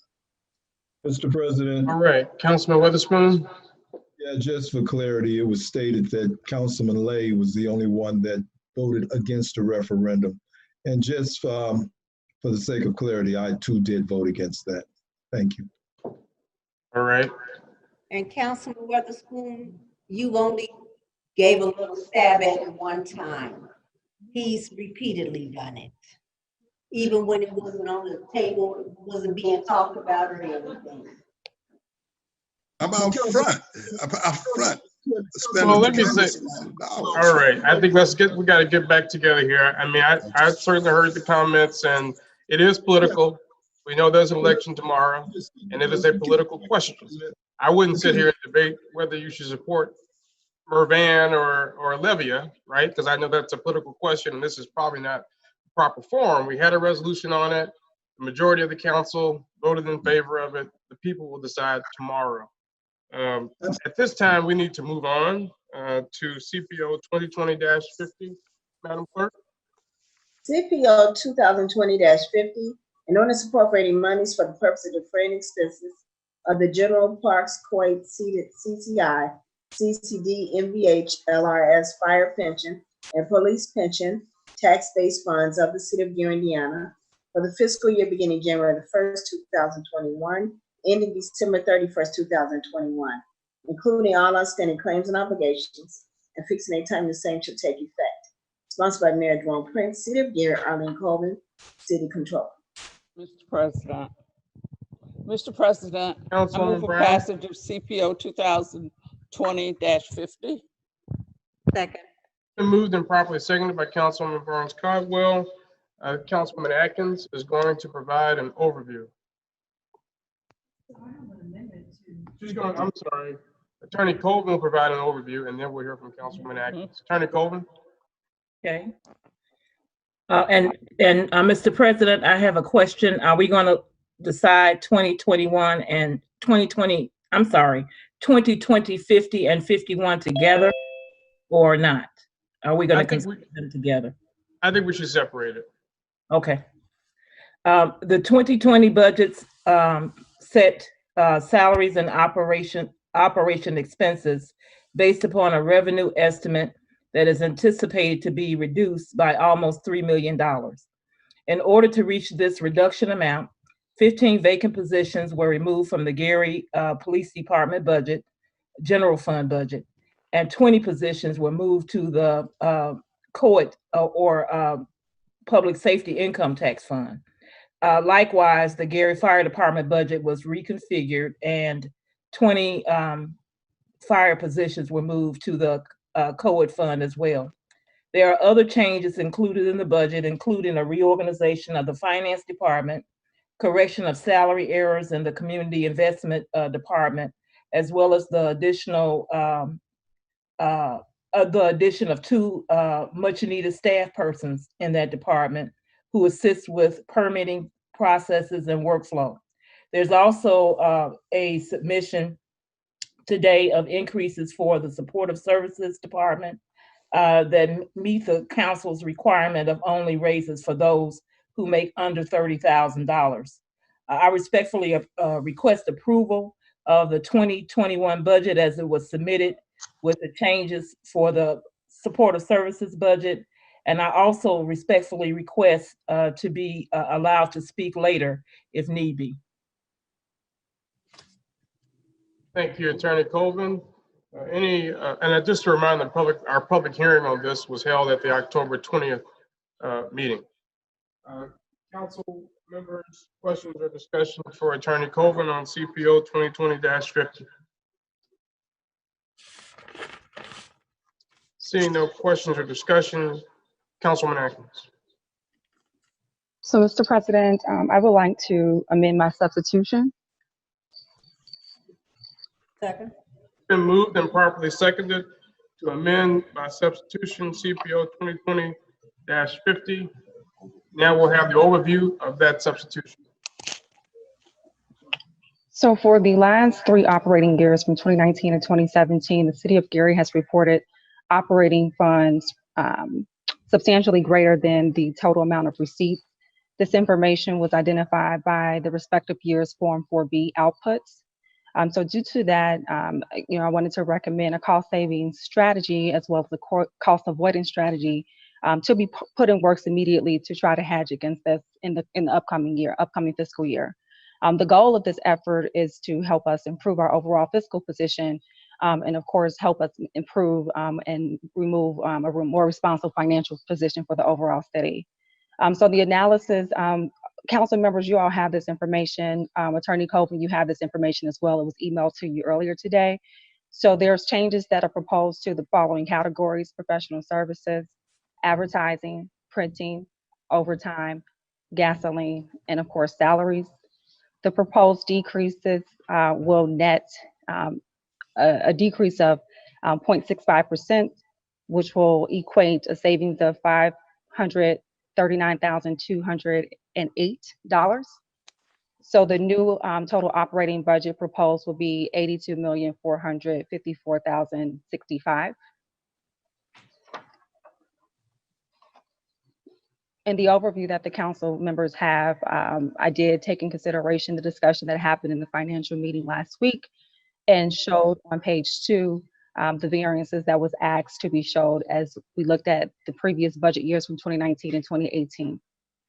So the 2021 amended proposal equates to a 14% decrease in professional services. This is overall saving. The Form 1 advised that was submitted to the administration for review shows the item level decreases. For categories such as advertising and printing, it was a decrease of 15% at each item level that funded that particular category. Overtime also, but I would like to note that I think overtime, we might need to have a discussion related to that. And there's a deep dive on the 3rd page of this document that I sent out to all council members. Lastly, the gasoline, again, I showed the decreases, which we went, and the amended proposal equates to a 25% decrease. So the attached Form 1 document that shows these item level assessments will show this. So professional services, the initial proposal for 2021 was $2,264,880. And the amended proposed is 1.9 million, so it's 1,953,064.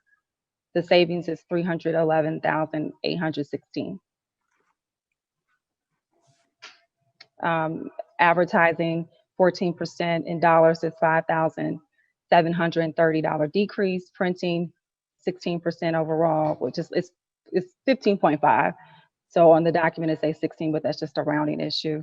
So the savings in dollars is $12,759. Overtime, again, I think that might need to be a discussion point for the council based on what I recommended, but the savings that I have is $149,923. Gasoline is $200,016, 312. So the overall savings proposed for the operational budget, not including salaries, is $696,542. It was asked by Councilman Lay last week for us to incorporate a budget from previous year, which I believe would have been 2019. That was not the lame duck budget, I believe was the phrase that was used. So on the third page of the document, you all will see your 2018-2019 budget for those 5 categories, as well as the expenditures for each one of those years. So as you can see, again, year over year, our expenditures are substantially higher than what was budgeted for some of those categories. And then I made some notes. So for 2018, if we wanted to look at the lame duck, I guess, differences, for 2018, this is one of the budgets that was not associated with that. The expenditures for these line items exceeded the budget by $2 million. The overtime was 2.5 times over the budget. Gasoline at that time, which was what was discussed last week, came in 3 times over budget. It was an outlier compared to the other 2 years. Advertising as well as printing was substantially under budget for 2018. 2019, the expenditures exceeded the budget by $2.8 million. Overtime, again, was 2.5 times over the budget. Professional services was 30% over the budget, but once again, printing as well as advertising was substantially lower from an expenditure standpoint over the budget. In 2020, the expenditures only exceeded the budget by a small margin, which was 2%. So based on the information that was received within those 5 categories, we only came in over budget $114,000. Now the gasoline in 2020 was under budget by $260,000, $259,000 exactly. And then again, those printing and advertising categories was trending substantially lower. I wanted to point that out because I know a discussion point as it relates to gasoline was the fact that we continuously are over budget. So 2 things, for 2018 and 2019, there was only 2 line items that assessed a budget for 2 departments, I guess, that assessed a budget for gasoline, which equated to $352. And then in 2020, there was additional departments that assessed. I think court had 2,000. Then there was a Brake Parks department had a little bit of budget, and those categories were not budgeted in 2018 and 2019. So I believe the 2020 budget adhered for that increase or overage that we saw in 2018 and 2019. So therefore, when we did the recommendation for 2021, I kind of took that in consideration for your review. So again, the next note is just saying, the overtime should be a discussion point because I think what I proposed might be off in terms of the need for the city. And then the diagram shows you in 2020, the budgeted for public safety. Public safety equates to 90 to 95% of the overall overtime budget. And so the revised 2021 is 1.64 million and proposed was in 2021, 1.78 million. And in 2020, we budgeted 1.56. So the 2021 revised is kind of the median between the 2.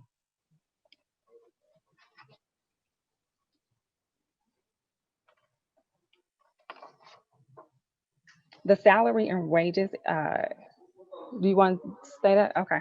Yeah. So thank you, Councilwoman Atkins. As those who attended the Finance Committee meeting know, she has done a yeoman's job in analyzing these numbers. And we, like cities around this country, are tightening the belt. Cut cut, cut. And that is what we must do to prepare for the future and to be fiscally responsible. We know that costs are going up, but there are some things perhaps that we can cut in order to be more efficient. Any other members have questions or discussion related to Councilwoman Atkins? I will just say, I'm going to recognize Councilman Lay, that as much as possible, let's keep this germane to the amendment and just try to be mindful of time. I know this could go on all night, but Councilman Lay. I basically compliment Councilwoman myself. I just simply wanted her to look back at 19. I went back and looked at 19, and it's not a substantial difference. So I do agree with on that. I guess the point that I was trying to make earlier is that we have these problems coming down the pipe. They're going to arrive here, and again, you may say we're saving money, but I believe ultimately we may have to look at a subsidy to this Gary Sanitary District.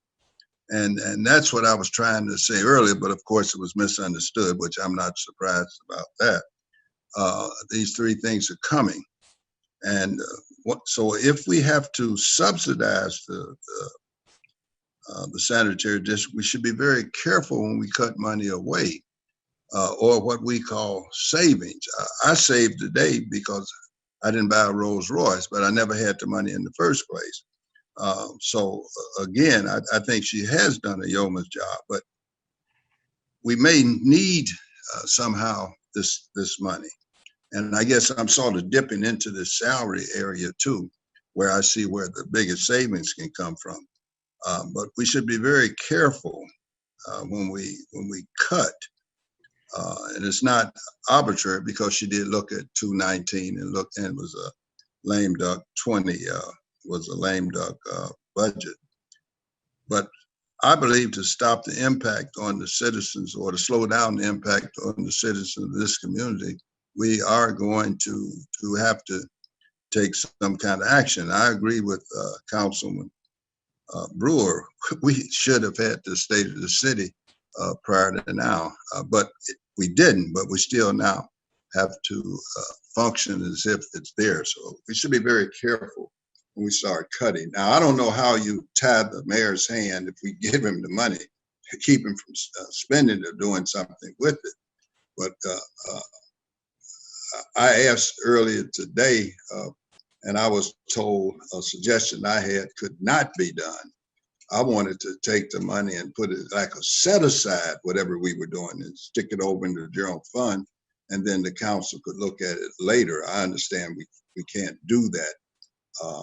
It's just something I thought about and I've been thinking about to lessen some of this impact that may or may not be coming. But I know the sanitary district is coming along with NIPSCO. I know that.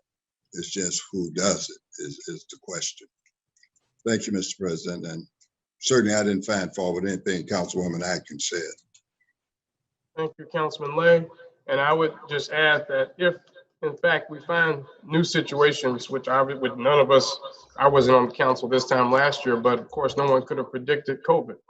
And so I think who knows what can happen next year, but there is an amendment process. And so if during FY21, we find the need to make adjustments where we can, the body will have that opportunity. Any other questions and discussion in response to Councilwoman Atkins' amendment from council members? I think Attorney Colvin. I can comment now? Yes. Okay. First of all, council members, I just wanted to give the council members some idea of the kinds of things that we've been paying out of professional services. I know often only a couple of departments are, I'll say, concentrated on. When people think about professional services in the city, they think about maybe the mayor's office, they may think about the law department, but there are other areas in the city budget that use professional services as well. So I'd like to point out that, of course, the clerk and the court use professional services money, as well as the council. And the health department uses a lot of contractual employees because when we had our major layoffs back in 2009, a lot of the professionals who were the higher paid individuals were those that were let go. So now these people, or people in those categories, I'll put it that way, they certainly don't have the same number as they once had, but people in those categories are hired by contract. So that's the kind of thing that we have. We have engineers. If we have any kind of road project, we have to be able to pay an engineer to do the work, to design whatever it is that we're trying to do. We have people who are responsible for areas of expertise in the legal area that our law department doesn't handle. The law department generally doesn't handle a lot of major police cases. Those are contracted out. The Police and Fire Commission hire hearing officers. The law department doesn't do that. So all of these kinds of activities come out of these funds and would not be able to be accomplished if there's a major reduction in this area. I just wanted to make sure that you understood that. The other thing that I wanted to point out with regard to the reductions is that while I know it has, there was a discussion about gasoline, and we've discussed this a couple of times about what our actual savings are or what our usage is, I'll put it that way. Generally speaking, though, as I indicated before, the gasoline line items have always been underfunded, and there have not been any other sources of dollars for us to pay for these monies, pay for these particular items, excuse me. I understand, and I'm very glad that Councilwoman said that she would look at the overtime area again. And the reason why I'm bringing that up is the 2021 budget that the city administration submitted is really a balancing act. There's what seems to be a considerable amount of overtime that has been budgeted. But at the same time, we all know that prior years, and based on our actual numbers in each of the public safety departments, we don't have enough people to actually fill the positions that are budgeted for. So we've used overtime to make up for those gaps that we've had in staffing, to reduce overtime at this point without taking into account the other cuts that were actually formulated in the budget that the city administration submitted, would really cause quite an alarming situation, because we have eliminated 15 positions in the City of Gary's 101 general account, and without some sort of reconfiguration before you make cuts, that's going to be a problem. So I wanted to make sure that everybody understood what they were working with as they move forward with these cuts. I can certainly understand and certainly appreciate everything that Councilwoman Atkins is saying with regard to cuts and the need to save. But in order to do that, all of the things that I've just mentioned have to be taken into account. And the council, and I defer to you, knowing that you have a certain level of expertise, but you're not privy to all of the information that the city administration has in terms of what needs to be done on a daily basis. And that is why those areas are given to the city administration, the executive branch, to actually deal with. Now, it's a balancing act. Sometimes in the past, in particular, there has been a lot of overspending, but I think that Councilwoman Atkins pointed out that one of the things that I am trying to do is reduce some of that activity so that we can bring our budget back into balance. The 2021 budget is an effort to do just that. Thank you, Mr. President. Mr. Chairman. Just a second, we're having council members first. Councilwoman Atkins, yeah, want to respond, and then we'll go to the mayor. Okay, so I just wanted to respond. I know Attorney Colvin gave some key points related to gasoline and then also professional services. So I'll do gasoline first, because that's the sheet that I'm on. So to your point, I just want to point out in the previous budget, there was only 2 departments that funded gasoline, which was the city court, and vehicle maintenance. So in 2020, which we have determined is a lame duck budget, there were 4 different departments that funded gasoline. So I'm assuming in the past where we saw that substantial overage, because in 2020, it was not a substantial overage based on the expenditure information that you sent to me, gasoline actually came in under budget in 2020.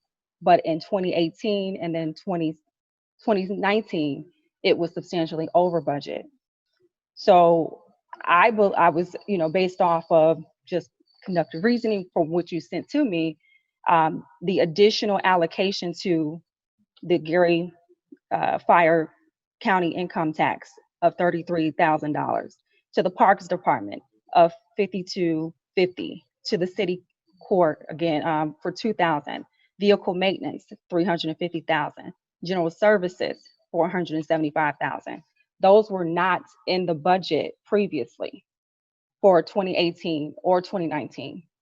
So therefore, I believe your overage would be taken care of because you have allocated to the other department who use the gas. And then also last year you came in not substantially, but a little bit lower in terms of your expenditure for your budget. And again, as we went over the financial meeting last week, we went over, gasoline being a commodity priced item, utilizing the crude oil. And I brought up the chart that showed you guys what the barrel price is compared from 2019 to 2020. And again, it's substantially lower than what it was in 2019. So therefore, we should get more for our money in terms of the gallons per gas if we, allocate a certain amount there. So that was the reasoning there. I just wanted to let you know that. And then also in terms of professional services, I think you started off by, identifying the clerk's office, the court's office. So no cuts were made or suggested, I should say, to the police pension, the fire pension for professional services. As you mentioned, the clerk, as you mentioned, the court, no changes there either. Human resources, no changes there either. I think another department you mentioned was the Department of Health. So there was a suggestion just to put them at the same 2020 budget of $102,120. So it wasn't, it just went back to the 2020 budget versus getting the 16% increase that was proposed for 2021. I guess I can tell you where and again, this information is in the Form 1 document that I sent that shows you the item level, or you can see by professional services to see that. So I guess, Parks Department, Consolidated Operations, Finance, Law, the Mayor's Office, and Redevelopment were the only categories or departments where a suggested decrease was made. I just wanted to clear that up. Sorry, Mayor Prince. Thank you, Mr. Chair. So thank you to all the council members and everyone in attendance. I want to preface this brief statements that I'll make by respectfully asking that the 2021 budget be passed as presented by the administration. I think that everyone on this call would agree that in terms of institutional or budgetary knowledge, Arlene Colvin is probably the most proficient person on this call. In addition, although I'll too acknowledge that Councilwoman Atkins and the entire council did an excellent job in discerning the expenditures of the budget, I think that you have to consider the history that's occurred and where we are presently. And the point that I guess I make is that the type of cuts that are being proposed, and I don't want to use exaggerated terms, but they would be extremely devastating to the operations of the city.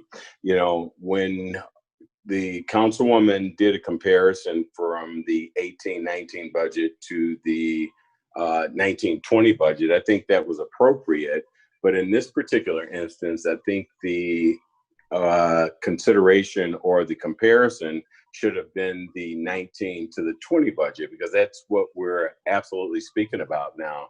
And in terms of professional services, as Attorney Colvin articulated, most of those come from areas such as the law department, which is responsible for paying judgments and things of that nature. As it relates to gasoline, Arlene or Attorney Colvin adequately pointed out that gasoline expenditures have always been under budgeted. And, considering the efforts that's been taken in areas such as general service and the cleanup, and not to mention police and fire, personally speaking, just based on the information I've received, I believe that these cuts that are proposed will be extremely devastating to this administration.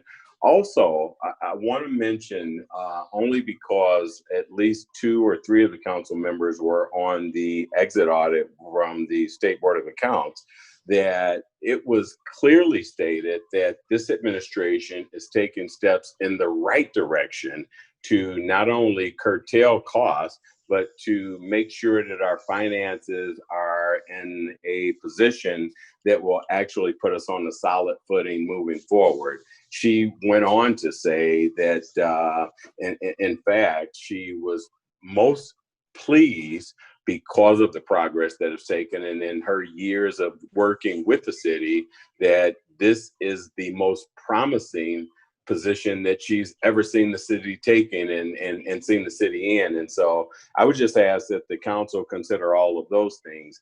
In terms of the state of the city, we absolutely will have one, but I think it's important to note that statutorily, we're only required to do it once a year, and the deadline for doing so is December 30th. And I don't want to rehash COVID and things of those natures, which caused some of the delays, but presently, our primary purpose for having it on the date that we propose now is so that we could relay and share the findings of the State Board of Accounts audit with the public, because I think that that's extremely important also, that they know where we were financially, where we are today, and particularly where we're going. So again, I'll end by just respectfully requesting that the council pass this budget as presented by the administration, and that we continue to all try to work forward. Thank you. Councilwoman Atkins, and then Councilman Brewer, and then Councilwoman Barnes Caldwell. Sure, I will just make a quick comment. I thought the goal was for us to work together to make sure that the city was marching towards a better financial position. So proposing a 0.6% decrease, I don't know how that is detrimental to the operation of the city, especially when it's solely based on indirect services or indirect needs, such as your advertising, your printing, professional services, of course, but there was no dramatic decreases. So again, this information was sent to Attorney Colvin. The details was there. The mayor mentioned comparing 2019. That data is in the proposal as well. So again, for those cuts, we did show the trends, if you will, from 2018, 19, 20, as well as the proposal from the administration of 2021 and the amendment that I would suggest to the council to review. I think we need to do our due diligence. This is the opportunity the body of the council has to ensure that we're marching that way. It was never an intent of mine, and I'm sure my colleagues never have an intent at either, to do anything to put the progression of the city at any type of danger. And so if you have some time to look at the details, I think that you would see that the efforts was made for cost saving strategies and cost avoidance strategies. And I don't think that is not leaving enough room for fluffery, et cetera. It's just a little bit pushing the needle a little bit further to get us towards an ultimate goal. Thank you, Councilwoman Atkins. Councilman Brewer. Thank you, Mr. President. Just one comment there. The mayor talked about paying judgments out of the law department and the cuts there. Councilwoman Atkins just definitely cleared it up there. But all judgments is paid out of judgment account. It would not be affected by this budget at all. All judgment, there's a specific account just for judgment to be paid out of. And I believe last time we funded the judgment account from casino dollars. Thank you. Thank you. Councilman Barnes Caldwell. You muted. No video. Oh, put my video on. Let me see. Oh. Okay, Ms. Colvin, I was concerned about the employees that don't live in the city. We have 27 of them listed. What are we gonna do about that when we have that ordinance that grandfathered some of them in, but 27 of them are not grandfathered in? Do you want to talk about that now, Councilman? Or are you, since we're talking about They're on the budget. You know, we're paying them. We can take that up again when we get to the salary ordinance. Okay. And may I And, clarify something for Councilman Brewer about the judgment? Yes, go ahead. The judgment account, there's always been money in the law department for judgments. It's just that sometimes when there has been additional dollars available in the casino fund, they would appropriate additional money for it. So it's not just a separate account. It's always been something in the law department for that. Thank you, Attorney Colvin. And I would just add that, we make changes to the budget all the time. In fact, we did it late February, early March, I believe. And so I don't think if there are changed circumstances, new circumstances that will require spending beyond what this amendment affords, then at that time, relevant departments from the administration could come before this body and ask for additional appropriations to do such spending. Because I know we changed salaries, we changed a lot of things earlier this year. So it's not an impossible feat. May I say something about that, Councilman? Attorney Colvin? Information, that's nothing else. When you have additional appropriations, you must have additional revenue. When we came to the council earlier in the year, we took the existing revenue and changed it around. If we were to come next year, we would have to identify more money in order to make any changes. So if we were to give raises or increase gasoline or whatever it is that we wanted to do, we would have had to identify some additional dollars coming into the city budget. That's what you have to do with additional appropriations. So unless that happens, there won't be any coming back. Well, I guess we always have to have enough revenue. Even sometimes we even if we were to pass the existing budget, it's potential, right, that there would be insufficient revenue. The property tax dollars don't. Cut situation. You're right. Right. So that's always the case. You have to have revenue to support spending. Okay. Any other questions and discussion from council members? Councilman Lay and Mayor Prince. And again, I think Councilwoman Atkins has done a tremendous job. It's things within the cuts that I do not agree with. So I assume we're going to pass 250 all at once, the amendment, the whole thing, without being able to go inside of those budgets and changing them. Based upon that, I will not be able to support the amendment. Just based upon that, not saying the work was not done well. It's the fact there are things that I don't think should be cut. And again, I believe we're going to have to go back and even look at how we're using casino money. I think we're going to have to look at a lot of things, and that's why I agree with certain things we needed to have looked at earlier. If we were going to make certain changes, we should have had certain facts. And I heard the mayor, and I agree with his timetable. I just think we needed it at a much earlier time to look at, so we would know exactly where we are. I don't know. I think Attorney Colvin, our chief of staff, and certainly I think she is, I agree, quite capable. I've dealt with her over the years. I think when I asked her today about the use of casino dollars, I think she said it's all being used. But somehow we need to look at those factors too. We don't have to look at everything. We're going to have not only an impact on the operation of government, we're going to have an impact on the citizens of this community, their inability to sustain these increases, no matter where they come from. Thank you, Mr. President. I should say my president. Thank you, Councilman Lay, Mayor Prince. Thank you, Mr. Chairman.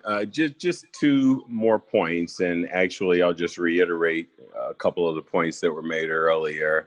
One being is that Attorney Colvin is absolutely the most knowledgeable person on this call in terms of the finances. And it should be mentioned that she's doing so, and that is performing as the interim controller while being the chief of staff. And so to that point, I certainly want to thank her for her efforts. Secondly, and I'll mention again, because you and I believe Councilman Brewer were on the call, the State Board of Accounts emphatically expressed that this administration is heading in the right direction. And I would just ask that the council at least consider that perspective. And, you know, that again, I'd respectfully request that the budget be passed as presented. Well, I would just say I was on that call, and then my understanding is that we've already talked about the State Board of Accounts twice. But on the other hand, we say that we're embargoed from talking about it, what they had to say about our audit from last year for 45 days. So it seems like we're kind of talking about it, but still we can't talk about it for 45 days, but we're still talking about it. Nevertheless, I think that we're spending money all year. And so while we may want to include the State Board of Accounts audit in a presentation, I don't see why we can't talk about the current funds as we know them to exist, right? And what we plan to do in the future based on current circumstances. So we know that, you know, for the last, I don't know, 8 years, and certainly before that, I don't think they had, you know, State of the City addresses after the state audit was completed. And so I think the notion is that we were told that on October 30th, there would be a State of the City. We're not given a time or location or manner of participating. But be that as it may, I think that nothing should stop us from at least knowing how we're operating and what we're doing. And of course, that was the request of this body. We recognize the state statute. You could have a New Year's Eve party, I guess, and present the State of the City on the last day possible. But the notion was to have some sense of what's going on in this budget. But that is what it is. Mr. Chairman. Mayor Prince. And thank you for your perspective. I just want to add that the only reference to, or the embargo relative to the State Board of Accounts report was that specifics weren't mentioned. And in this particular case, none were. Having said that, I firmly believe that this administration is on the right track and certainly have been making strides to improve the financial condition of the city, including adding additional revenue to our bottom line. And to that extent, again, I want to thank Attorney Colvin for all the work that she's engaged in to this point. Thank you. Thank you, Mayor Prince. Any other questions or discussion about the amendment by substitution? That's the motion that's on the table. It's been moved and properly seconded. We've had an overview. Any other questions or discussion related to the motion on the table? Seeing none, roll call, Madam Clerk. Councilwoman Atkins. Yes. Councilman Brewer. Yes. Councilwoman Brown. Yes. Councilwoman Caldwell. Yes. Councilman Lay. No. Councilman Weatherspoon. No. Councilman Williams.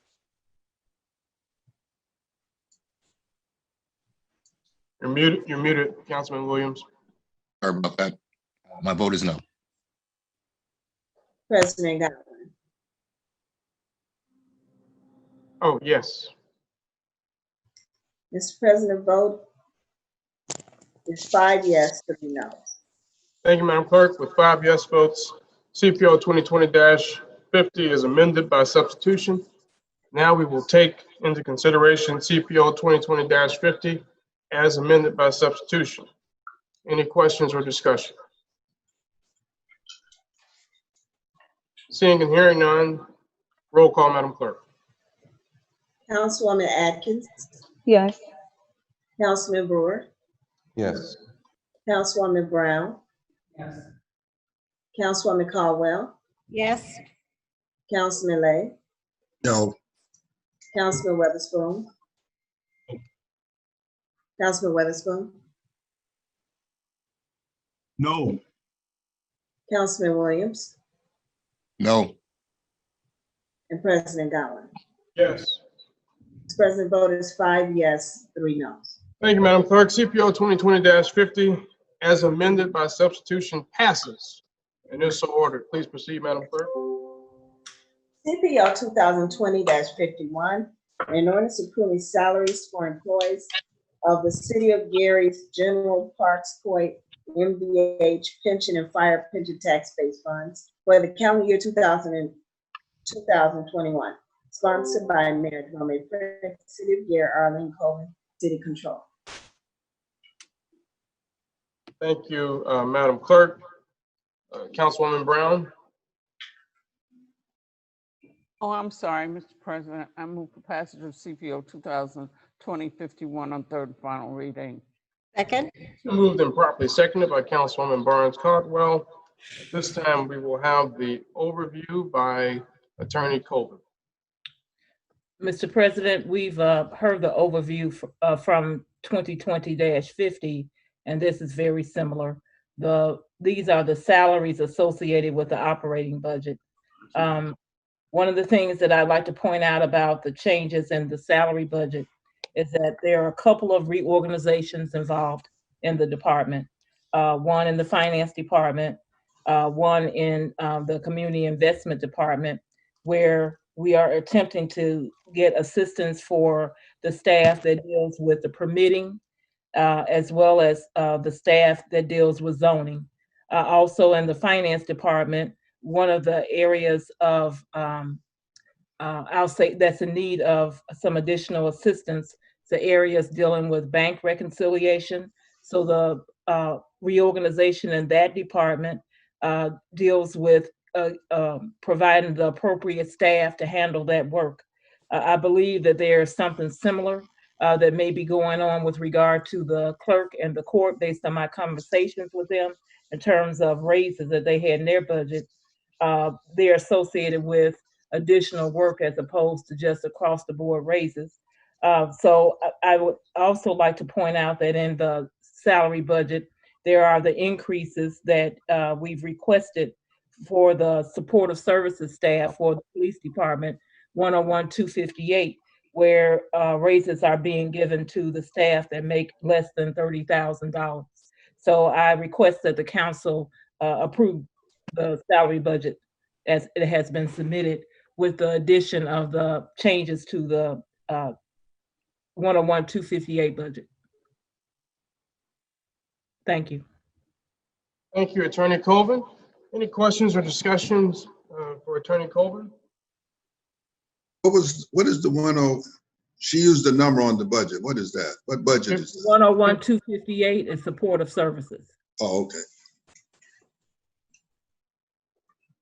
Yeah, I believe that was added by the fire department, correct? The police department. Police department, okay. Any other questions, discussion, Councilman Lay? Yeah, yes, Mr. President. I really believe that here is an area I think the council does not have the facts. And I've heard like 3%, 2%, 1.5%. And one of the facts I had to extract from the FOP, and I don't think he knew him either, is what goes to the pension fund. I was given a figure by Attorney Colvin, and I'm going to make it $200,000 plus at 1.5%. I believe it was 400,000 plus at 2% and 600,000 plus at 3%. Here is what I'm talking about, how we're going to have to somehow curb the impact on the citizens of this community, which I think is as responsible as anything else. Again, I know the importance of the police and firemen, but they're only the few. I'm not sure how many firemen it is. I think I've been told it's 157 police officers, so I would assume the fire department is somewhere in that area. So let's I'll just say 150. That's 300 individuals we would be satisfying directly with those dollars. But it may be necessary for us to look at the sanitary district. All of these events occurring are not just exclusively independent of each other. That we may have to, at least I would, sanitary is asking for 1.7. That may be too much. And again, I talked to Mr. Maurice Mayborn, but I think we should somehow take these projected raises to the police and firemen and use those to subsidize, if it becomes necessary, to subsidize to some extent the Gary Sanitary District. They're doing much more than water now. That's what he convinced me of. Shoveling snow, picking up the trash, and all of those things that will affect our entire population, which I think the census is off. I suspect we still have got to have at least 70,000 people in the community. That affects the children, the teachers, and anyone else that is a resident of this community. We will have to shoulder those new obligations. I think, again, not only should we watch these raises, and I'm not sure, and it's my fault, I'm not prepared to give any raises, certainly to elected officials. I'm not even sure that I'm prepared to give any raises to anything that went on in the clerk and the judge departments, because again, whatever the problem is over there, it was created by the two individuals. And I certainly have a great deal of respect for Attorney or Judge Deidre Monroe. But if the salaries somehow have come together, it's not our fault or the fault of the council. It's just the fault of those particular departments. So I would suggest that we don't give raises to the police and firemen. I'm more concerned with theirs because that's a fairly large sums of money, that money be used for the purpose, if it becomes necessary, for subsidy, because I believe that the raise from the sanitary district, when you say 16 to 12, that is a lot of money. Now we got to think of some way we can cushion this. I believe the administration, although we don't have the mayor as a special administrator, I think they have a responsibility to somehow cushion the impact upon this community. And it will hit us all as senior citizens, those that are not senior citizens. Same way, I think we have to go back and look at the utilization of the casino dollars. I understand from Attorney Colvin, I have no reason to disagree with what she told me, that 100% is already inside of this budget. I have, other than my question to her, I had not heard anyone say anything about the casino dollars. We will have to revisit that, I believe, to cushion the impact. And these three things are going to come online very quickly. And here again, I'm going to mention, I don't know what's going to happen with the tax referendum. I don't know whether it will pass or not pass. But there's an alternative to that, to the referendum, that is Senate Bill 567. That's a control mechanism where even people could ask for the money, whether we get it or not. The other way we have some control over is the Gary Sanitary District. We may have to subsidize it. I don't think it's far-fetched, because at various times the city administration, I don't think this administration has done anything, but in the past, I'm pretty sure, as I've been told, the administration under Rudy Clay went over there and borrowed a lot of money, 16 million or 15 million, some. And the administration under Karen Freeman Wilson has went over there and borrowed money. I do not believe this money has ever been repaid. So it wouldn't be unreasonable for us to, and I could be wrong with that, and I'm sure the chief of staff will correct me if it has been repaid. But that may be the very reason we need to subsidize it, to some extent because we've never returned those dollars. So our subsidy would be more of a return of dollars than an outright subsidy. And I think we have to revisit casino dollars. I really do. And as I said earlier, I believe all budgets have fat in them. I do. The budget is that is being presented by the city is what they desire.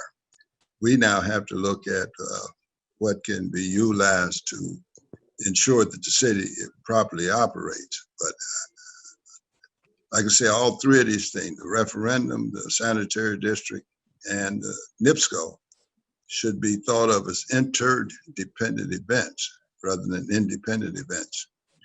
And so I would like to see no cuts made, and somehow the mayor has to give this council, including me, absolutely that this money, if we left it there and did not give the raise to the police and firemen, would not be spent. That he's going to somehow have to cut his own budget. And he may say, yeah, well, this, and I agree. Attorney Coleman is certainly has figures and facts and skills that, and she certainly have the facts that I don't have. Probably if I was given all of the facts that she possesses, I could make a more creditable decision, but I don't have the time nor the desire to accumulate all these facts. But that's what my position is. I really don't want to see, I'm not as concerned with giving a person makes 30,000 to 28,000 a raise. I'm really not concerned with that one. Because that would be quite small, and I would assume very few people. But the police and firemen, I'm being told is 80% of the budget. It may be more than 80%. And I would suspect we give these raises, it certainly will be more than 80%. And the other area that would be very large, of course, would be general services, which we don't quite have a general service any longer. That would then, we'd have to look at the sanitary district to be our general service. So again, I would like to see no raises and an absolute commitment from the mayor that he's going to have to look back at his budget. I think everybody's going to really have to look back at their budgets. Because I'm very fearful of what's going to happen in terms of the impact. I believe our grants and everything else is going to fall off in 21 because of the census. A very poor job was done in terms of the census, and I'm probably as responsible as anyone else. But again, I tried to put up a sign, but it was at almost the 12th hour when I did it. But I think we failed there. We failed this community there. And I'm not talking about necessarily the council at this point. I'm saying all people has failed in terms of the census. And I think the impact is going to be just horrendous. They may say we only have 40,000 people in the city, but we certainly have much, much more than 40,000. Again, thank you, Mr. President. Thank you, Councilman Lay. We haven't entertained the amendment yet, and I know that Councilman Atkins has one, which includes the police raise. But I do want to give Attorney Coleman a chance to respond, and then we should hear from council members and then hear from Councilman Atkins. I just wanted to correct something that Attorney Lay said, and I don't, if I misled you, sir, I didn't mean to. The pension portion of the budget is not the 635 and those figures that I gave you. Those are the actual raises for the department. So the pension portion of the budget was not calculated. I don't have those figures, so I didn't want you to think that there was going to be a $600,000 increase to the pension fund. So I just wanted to make that clear. No, but the 600,000 would be to the police and firemen, as I understood what you said. Yeah, 3%. Yeah, no, I don't believe all the facts are there. I mean, again, we don't know what we're going to have to pay to the pensioners because we don't know which one. And I understand it's also a reimbursement that goes on, but I don't think, as I understood when you explained it to me, the reimbursement don't come until 2022. Yes, so we'll be paying 2021. That's when it will come. Yeah, but if we won't get the money back until 22, which means we have to get through 21. And that was a concern that I had, is when the reimbursement, as I understood, and what I'm saying now, you told me, I hope I'm repeating it, it comes from the state. Yes. Yeah, I didn't know that until we had our discussion where it came from. I didn't know there was even a reimbursement at all. And certainly the gentleman from the FOP didn't mention it either. So that was a concern. So yeah, no, I think it's 600,000 plus would be, if we gave 3%, would be the salary increases. That would go directly to the police, to the active police. That's police and fire. Yes, it's both of them. Yeah. All right. Public I safety. think, in that spirit, I know Councilman Atkins has an amendment that she discussed at the Finance Committee, so I think we might as well go ahead and move forward with that, and then we can respond to the amendments. Councilwoman Atkins? Okay. So for CPO 2020-51, which is the salary proposal, so the suggested changes that I want the council to consider will give us a savings of the motion? Okay. So, Mr. President, I would like a motion to amend by substitution. Been moved. Is there a second? Second. Been moved and properly seconded by Councilman Burns Caldwell. Well, the overview at this time.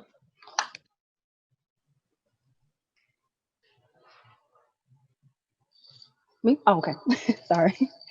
Okay, so for CPO 2020-51, this is the salary ordinance. So we did review a lot of information in our finance committee last week. So I did incorporate that into the proposed amendment. Those particular points being no salary increases for any elected official. The proposed salary for 2021, we did accept any proposed increases that were currently at a $30,000 threshold or lower for non-elected officials. Also, the following was not funded under the fire department, one deputy chief position, but as the chief had stated during the committee meeting last week, there's two currently, but one, he did state that it would not be funded, but it still showed the 71,610 on the ordinance, because he said that the current person was retiring. Also, there was 3 funded positions for the division chief. We did not fund 3 additional captain positions. This is proposed again. Funded 5 lieutenant positions, and we had discussion related to that. The proposed amendment does include a 3% increase in pay for the parity pay, and it also shows a 3% increase on the police side as well. Non-suppression roles under the fire department, we adhered to the standard salary increase threshold that I just mentioned. So again, any salary that was at $30,000 that was proposed, that was $30,000 or greater, did not receive an increase in pay. Ms. Arlene, Attorney Colvin, she did mention about the changes to the supportive services budget that we received today at 3:07 p.m. That particular proposal is not included into the number that I would state, but that will have an increase if it is considered by the council of $43,500. But again, those particular recommendations were not included in the initial 2021 proposed ordinance.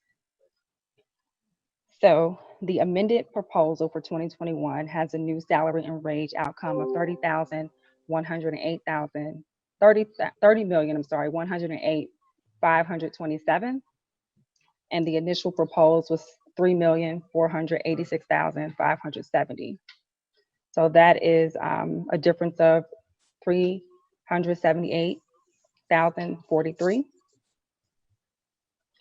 And I did, again, we will have to discuss it because I did get information from Ms. Colvin to show the steps for police and fire. And I believe, and correct me if I'm wrong, Attorney Colvin, the file that was sent also included the varying differences that will be associated for the, I guess, fringe benefits. Yes. That's the right phrase. Right. And so I'm not sure if this is correct, but if it's okay, I'm going to share my screen because I don't think that all council members received this document, but this is the document that Attorney Colvin provided earlier today.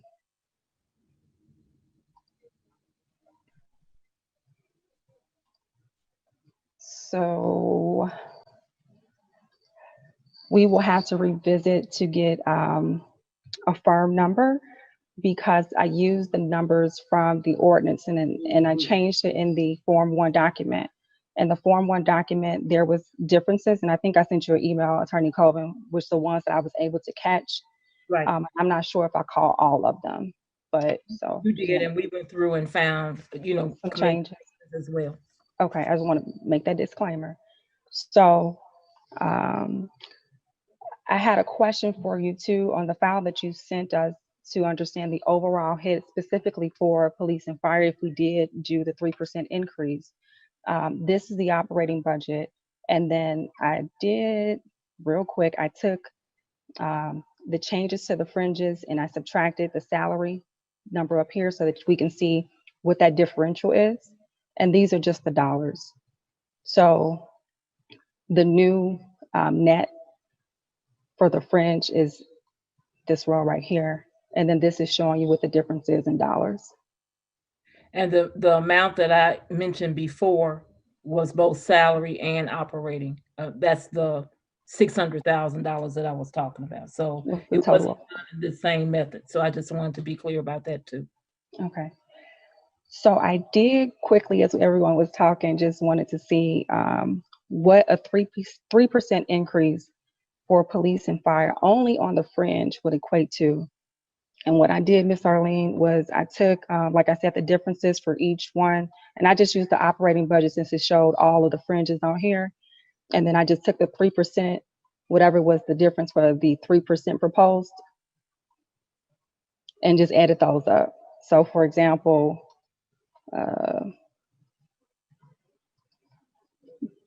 for police, the change was, where am I at? Here, okay. So for this is Fund 250 at 3%, the change is 17,783. At 3% for 290, it was 21,674. For the county fire, the change was 7,000, so 7,701. And then again, for this is the police county, the change at 3% was 6,771. Now, again, this is based on the 2021 proposed. And I would say the proposed changes that I did for 2021 for consideration for the council is a little bit lower than what the 2021 proposed budget was from the administration. So I say that to say the total in terms of the fringe benefit difference for those 4 funds is 37,919. That's at a 3% increase. So yeah, so the proposals that I put in terms of the changes to like the fire department, the numbers are a little bit different. So it would be a little bit lower than that. But again, I mean, we're gonna have to dig into it. We certainly. So your recommendation, Councilwoman Atkins, is to go with the 3% this time? Yeah, I would recommend based on the savings that was suggested for 2020-50, we should be able to do that. Thank you, Councilwoman Atkins. And I should say, I'm sorry, I should state that, again, keeping the priority, making sure that, safety and our first responders is the priority. And also just making sure that, when we had increases recommended at 30% for some of our professional roles, that we kind of just shifted where the priority was. And that was the thought process behind that. Thank you. And again, I had said probably almost 2 months ago that I supported the raise for especially our police officers, and I know will also benefit our firefighters. Public safety is of the utmost importance. It is number one, and secondly, our schools. which is why I support the referendum. And so those are interrelated. Strong public safety, strong schools build strong communities. And so I was delighted to be able to support this, to hear from the Fraternal Order of Police, to meet with President Wolf of the Fraternal Order of Police, and to learn even more. I mean, I knew anecdotally how difficult it is to recruit and retain, and that many people are picking from our officers, who I also did a ride along and saw firsthand just how intense the job is, only for an 8-hour shift from 4 to midnight. And was able during that to see and to compare the amount of calls that were coming into Gary related to other cities that use Lake County Dispatch, and way different. I mean, our officers are working extremely hard and are not being fairly compensated. And I believe that budgets are moral documents. They say where our priorities are. And I know there's a lot of folks who don't want to see their professional services contracts cut. And I'm not knocking that. Everybody has their particular trade. But I know that police and fire are of utmost importance to the future of this city. I think it is the right thing to do. And so I am happy to support this amendment. I know there's a lot of folks who wanted raises, and we pushed back on that. We changed that out of what was initially proposed and decided to take these savings coming out of our finance committee meeting to promote and support and empower our police and fire departments and let them know that we respect them and appreciate the services that they provide to this city, often thanklessly. I know there's probably other council members who want to respond. I do want to make sure we allow time for President Wolf. I know this is something that he has fought hard for and was deposed last week or so. And so he might also have things he would like to add or to say or to correct. If it's okay with my colleagues to let, I believe he's able to do it. You have your device there. Let President Wolf add some insight on this, since this is related to a big part of this amendment. Mr. President, Councilman Lay. I would think you would allow the council to go first, unless he's going to give us some additional information that we've not already heard from him. Well, I know that there was a lot of stuff discussed even before the motion for the amendment was presented. And so I wanted, by way of overview, to allow him, since that's a big part of this amendment, to, shed some light, correct some things as he deems necessary. And then we could probably have a more productive conversation to respond to. And I have no major objection. I have none. Right. Thank you. President Wolf. I just want to thank the councilman for listening to what the FOP has to say as far as our raises, and I thank President Godwin for his support, and Councilwoman Atkins and the other councilmen who put a lot of work into just the city itself. It's very important that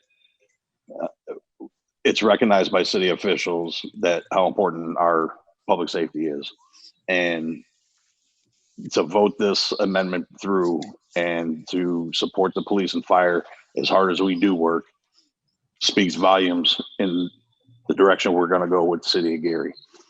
So I ask for all the councilmen to support. I know one has already expressed that he will not support us.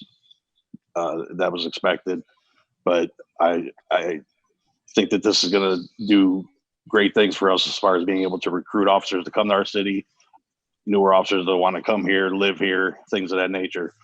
We want to give you the best police and fire service we can, but at the same time, we have to keep the people here to do it. So the only thing that I want to clear up a little bit is how I didn't know about the pension money. Pension money, concern about when we're going to get the money. You get money every single year. You have pension relief. So 2021, you're going to get pension relief that was paid in 2020, and so on and so forth. So it's not like and I'm sure you know that, but it was just the perception that came across to me was we're trying to perceive it as if we're not getting no pension money in 2020, or I'm sorry, in 2021, we're only going to get it in 2022. That's not true. You're going to get pension relief in 21 from 20. But other than that, I thank everybody. I pray for your vote to the affirmative, so we can do good things for you. Thank you. President Wolf, council members, questions or discussion? Mr. Councilman Brewer and then Lay. Mr. President, just one comment. Inside, and my screen just went down on my other device, but in the fire, no, I'm sorry. Yeah, the fire department, the deputy chief. I know the fire chief made mention that one of the deputy chief was coming off, but I believe it's like halfway through. And my only concern was if we defund the deputy chief, we would basically take him out of the budget for 2021. I would just add that second deputy chief be funded for at least half of the year, because I believe that the fire chief made mention that he's coming off the first half of the year. I don't know if the chief is on to speak to that, but I believe that's the way the conversation went at the last committee meeting. Okay, I might have it wrong because I thought it was for Deputy Chief Stanton, who had already retired this year, but I'm not sure. I could be incorrect. Yeah, it is for him, but I think he may be using some time up. I don't think he's gone yet. Oh, okay. So I think he's still on the city payroll. Okay. We're gonna have our financial advisor, Mr. Outlar, to chime in. Councilman Brewer, what Chief O'Donnell spoke to is that Chief Stanton had enough time to carry him through April of 2021, but there wouldn't be a need to carry two full-time salaries for the one position. You just prorate the other salary, and you can prorate the other salary and do it that way, or you do a pay differential, which they have at the Gary Fire Department. So what we're doing won't affect that at all? They still be able to operate? They'll still be able to operate. Okay, all right. Thank you. No problem. Thank you, Councilman Brewer and Mr. Outlar. Councilman Lay. Yes, I'm sorry again. I'm just not clear. I've never been in a meeting where I'm so unclear as when I speak at these council meetings. I understand that the money reimbursed in 2020 will come in 21. What we're talking about is changes being made in 21 will not come until 22. I understand that. I know it's hard to believe that I do understand it, but I do. I'm more concerned, and that's where that formula I gave you, and again, I did it at the very outset, the needs of the many outweigh the few and the one. Here, the few are the police and fire. Again, I understand their importance to any community and the schools. I really do. I don't hate young people. Probably the most important person in my life is 4 years old, so I don't dislike young people. Some old people I do. But what I'm saying is that the impact of what is going to occur is going to occur over all of the citizens. Now, I've heard this council, and again, I believe the police, the firemen, the teachers can live where they want to live. I believe that statutorily. There's nothing we can do about that unless we go in and attempt to change state law. Just one of the questions asked was, what about those 27 people that stay outside? Well, again, they're in violation of the ordinance. They should come inside, or assuming that skill can be found inside. That's a whole different question. But here, I believe these two bodies, probably 50% are outside. They're outside of this community. Again, I don't have a problem with that. I will never argue that state law is wrong. But I believe here, the people that will be affected are the people that are inside. Somehow, we're going to have to watch the impact that these things going on are going to affect this community. That's the many. That's why I say most people have no idea when I say the many, the few, and the one. They have no idea what I'm talking about. It's a waste of time. And I will assure you, Mr. President, the year 21, I will waste very little time with this council. I will do most of it on when I'm on the radio that I pay for. That's why I mentioned that. I will use that time to review whatever action is taken by this council. But I'm talking about the many, the 70,000 people, whatever that number is, far exceeds 300. This raises certainly affect 300. Certainly it makes us able to recruit another 5, 10, 15 police officers. Whenever they, I guess, pass examinations and go to the police academy and then go on the police force and the fire force. Whenever they complete that training. But I'm just concerned what happens to the city, the whole city, with all of these things occurring. And again, we're going into winter months where things are going to become extremely worse. This virus, and people having to be at home, and the children not in school. Again, I'd appreciate if the schools would come back and tell us what the math proficiency is, what the reading, it's bad now. It's extremely bad in terms of this state, but come back and tell us. And I'm not blaming them for it, but it's a fact. And so here again, my concern is whatever these figures are, and I know that take everything together, a hodgepodge, as I understand is for 3%, we're spending $600,000+ dollars. Maybe that's operating salaries or whatever, but I see it all as being collective, that we may have to do something over in this sanitary district to subsidize them in some way. And that's my concern. I'm more concerned with the population of this community than 300 individuals. And I don't disrespect them. I don't know Mr. Wolf. I've never seen him. Probably don't expect to be in his presence this entire coming year. But I certainly will be in the presence of people in this community. And that's where my concern is. Like I said, most people think it's a silly statement. I understand that because they don't understand the needs of the many outweigh everything else. And I don't think we're considering the needs of the many. So we're going to look up sometime in 21 and say, oh, we have a problem. And the problem is here. And if we're going to attempt to do something, we have to do it now. I don't believe we'll be able to do it in 21. And again, not to lack of respect, it's not believing that the police and firemen are not needed. I know they are needed. I know they're important. I know schools are employment. Employment is important in the city. All of these things are important. Voting is important. But again, certain things simply are not done. That's just a reality. Thank you, Mr. President. Thank you, Councilman Lay. I wanted to clarify with Attorney Colvin. I believe at the Finance Committee, you indicated that there was already a $200 increase to the uniform allowance built into the budget. Is that correct? From Yes, sir. 500 to 700? Yes. Okay, thank you. I just wanted to confirm that. Any other questions or discussion directly related to CPO 2020-51 and the Mr. President. amendment? Mr. Councilman Brown? Yeah, I just want to say one thing. I'm going to vote for this ordinance, of course, but there is a concern in that there are people, many people, who do not make enough money.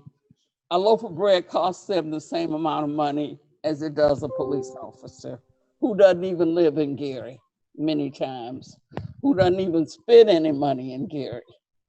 So, that's my concern. I think that, yeah, we should give a raise to the police officers, but I think that we also should take into consideration the fact that the person who is just working here at City Hall, who is just working for the for the street department or whatever, a loaf of bread costs them the same amount of money, and we need to make sure that we take that into consideration that's all I wanted to say. Thank you, Councilman Brown, and I certainly hear you on that. And I know that one of the things that Councilman Atkins brought out was the median income. And one of the things we looked at is that those who were currently making less than $30,000, if there were a raise that had been proposed for them, we wanted to keep that raise. I know in some cases it may be $1,000 or $1,500, but it is something for those who are, suffering and trying to make it. I would say that to Councilman Lay's point, I think we are going to see a lot of challenges, which is why I think it's good. We'll see what happens to our amendment that we passed. We made some cuts because we're going to have to find new money, right, or deploy how we're using existing funds in order to respond to some of these new challenges that may in fact be coming. I certainly look forward next month, I believe, and we'll look at the Lake County Solid Waste grant, and as we learn more about the trash collection hike, and to look at the sanitary district budget. I think they're spending money that's totally unnecessary. There's no authority for some of these expenditures, especially in the salary column. So they need to do some cutting too if they're going to ask the residents of this city to increase the trash collection by $10 or $11, which is a big increase.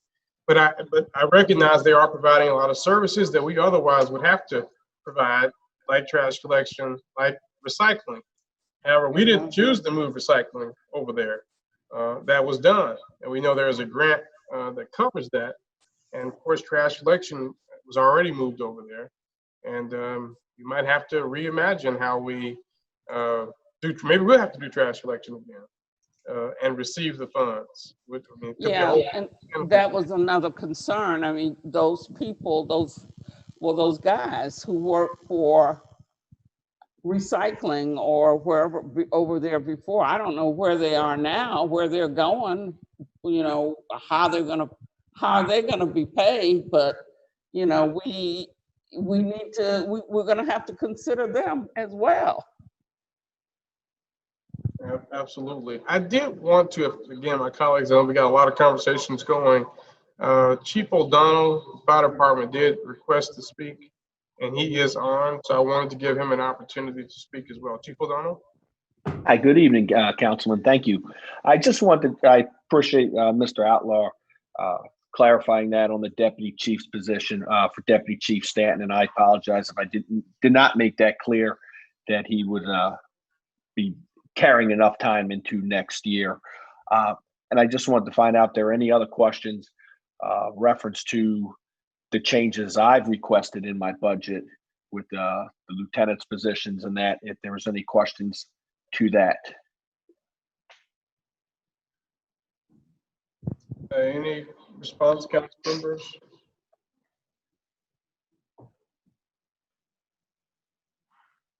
I don't see any.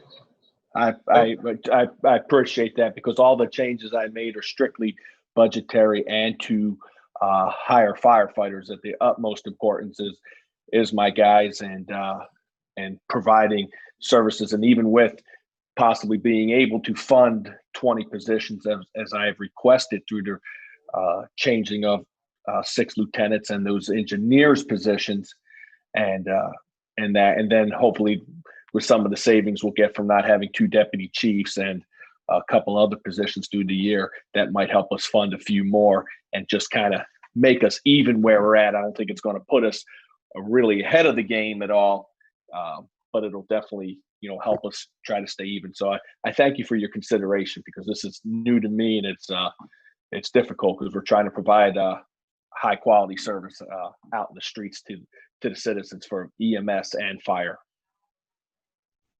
Mr. President. Thank you, Chief O'Donnell, Councilman Lay, and then Councilman Atkins. I didn't know that was still an issue. I thought the Fire Commission did not want to do what Chief O'Donnell suggested in terms of these lieutenants.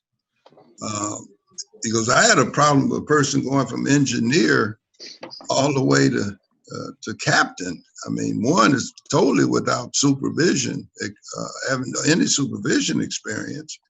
The exam is different. I've never taken the exam, but I am aware that there's a difference in the exam. I thought that was disposed of. I didn't know that was still alive. I didn't know that was a question still before the council. I thought we had referred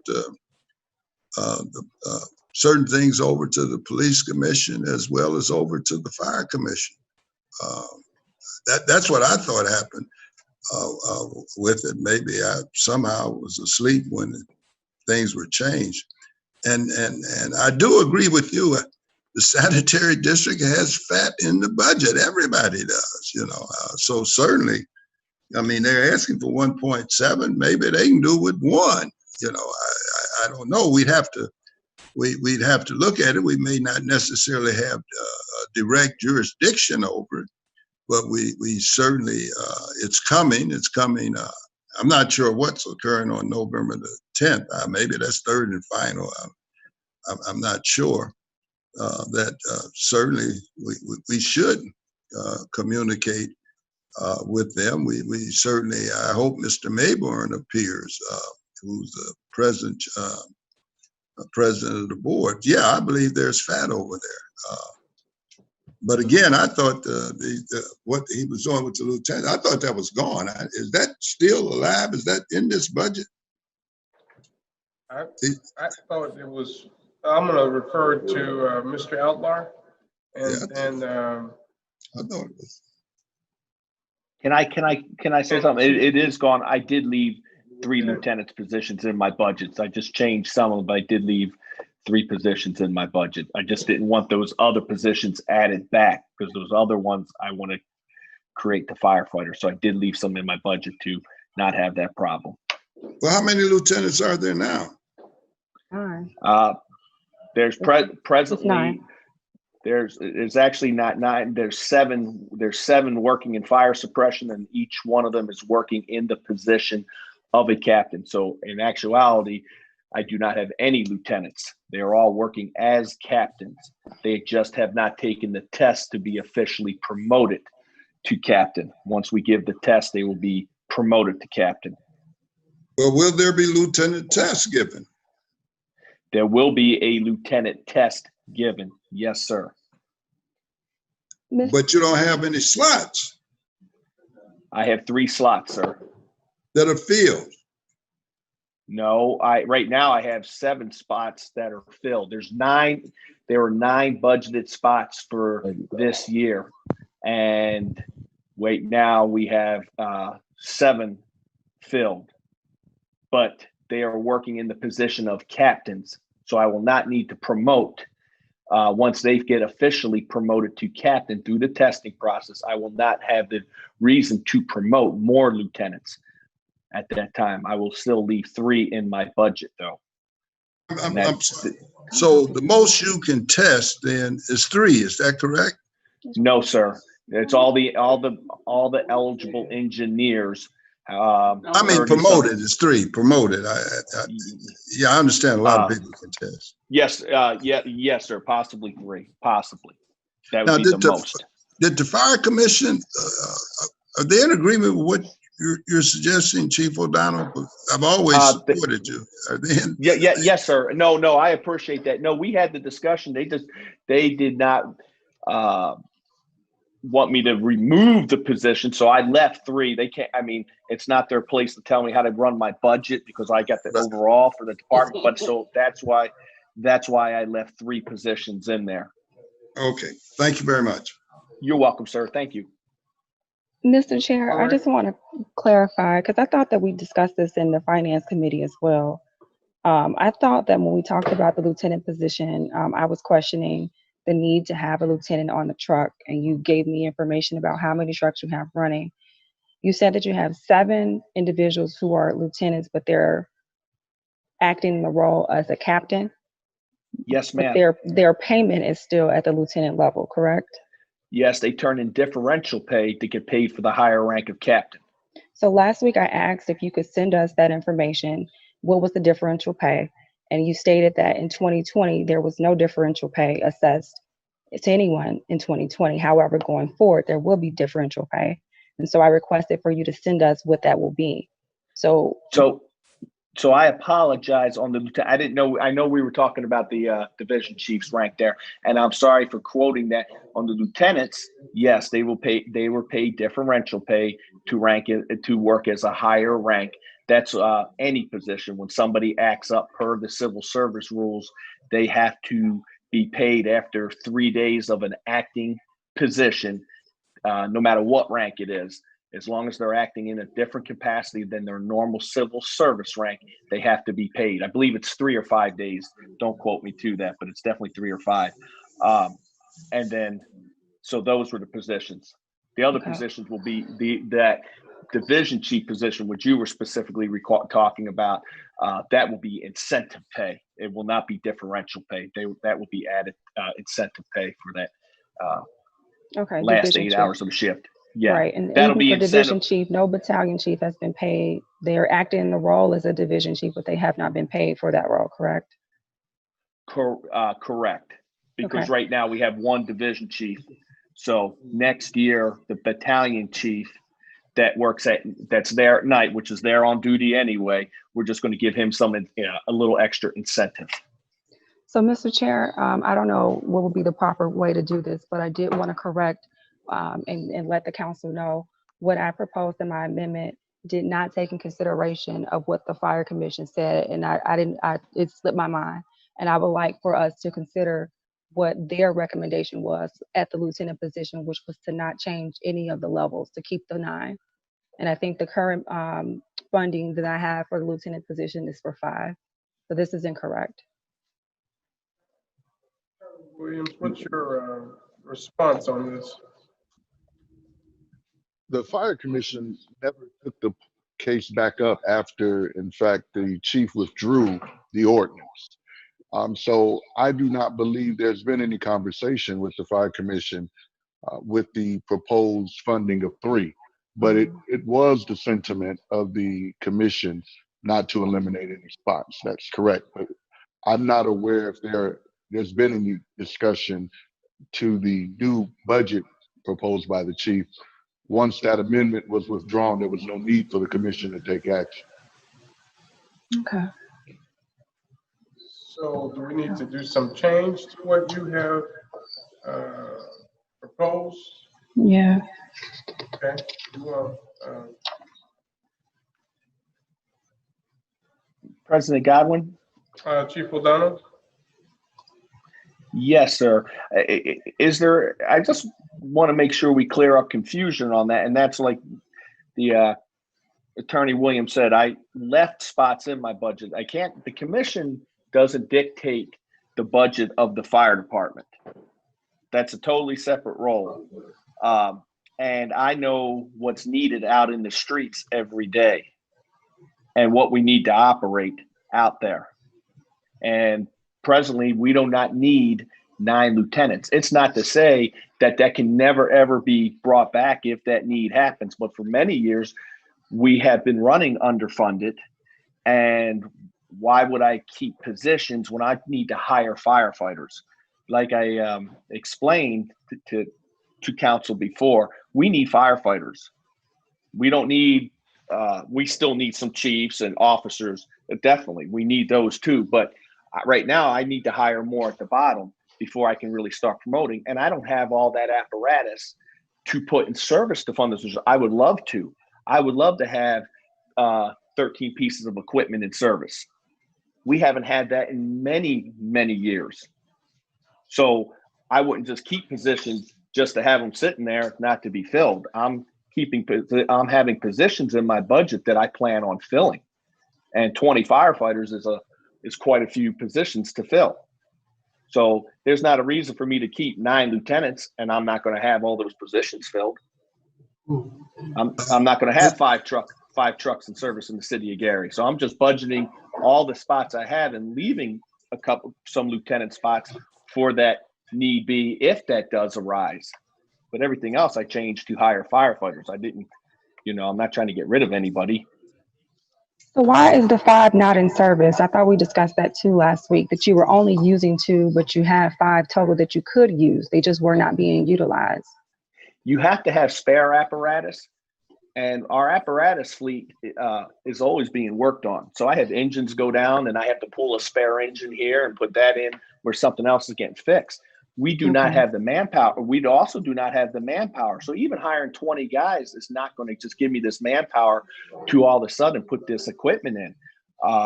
And for many years, we have lost. We do not, you know. So you have two Yeah, in service, and then the balance is just used for repair parts for the two that is currently used. When one of those goes down, I pull a spare one up. Yes. Okay. So And 3 those are spares used for spare rotations. Okay, I got it. Yes. I just Mr. asked. President, Councilman Lay? yeah, there really is not a big difference between what Councilwoman Atkins is saying and what Chief O'Donnell is saying. I think she indicated 5, he indicated 3. So really, if we got rid of 2, we would fall in line with him with the 3. I think that's what I'm hearing. That her figures only talk in terms of 5. He is suggesting 3, so he's actually saying he don't want the 2 that she's recommending. That her figure should just be the 3. And I agree with Attorney Williams. I had heard that once he withdrew the ordinance, then the fire commissioner has no real jurisdiction to indicate to him what what his budget is. So I hope I'm hearing it correctly. Councilwoman Atkins has 5. The chief is saying 3. All we have to do is amend hers to get rid of 2 lieutenants. Now, where that money goes, I'm not able to tell you, but it could go somewhere. Was that right, Councilwoman Atkins? Am I hearing that right? Yes, sir. That's correct. Yeah, she has 5, he has 3. We eliminate 2, put the money for the 2 somewhere. I'm not going to suggest that I know where it should go. That certainly would. That's not a big issue here. That's not an issue at all. Thank you, No, sir, we're correct on that. We also. Lay, did you want to respond, Councilman Atkins? And then we'll have Chief O'Donnell. No, I don't think I have a comment related to the lieutenant. It's over my head at this point. All right, Chief O'Donnell.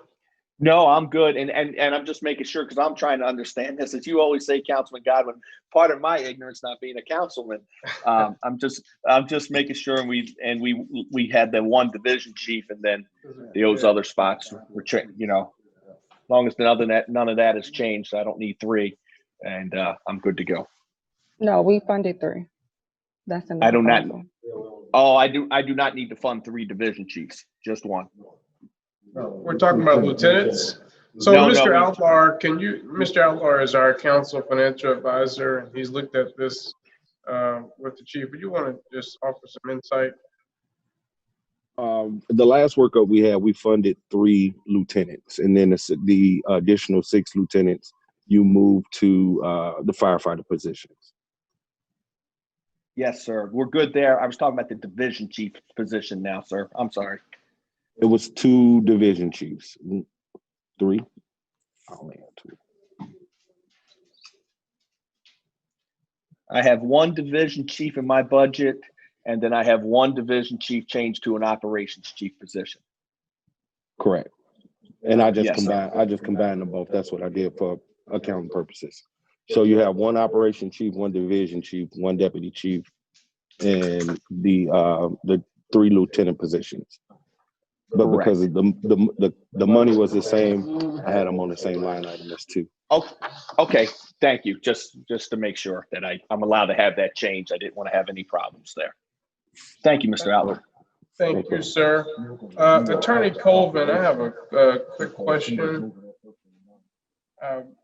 When you should this amendment pass, and it is and not be vetoed, and whatever is passed, and is being input into Gateway, what is the process? Because I mean, obviously, you're going to have a Form 1 from us, but how will you be able to convey this through Gateway? Is it a data entry, or is it a scan of a document?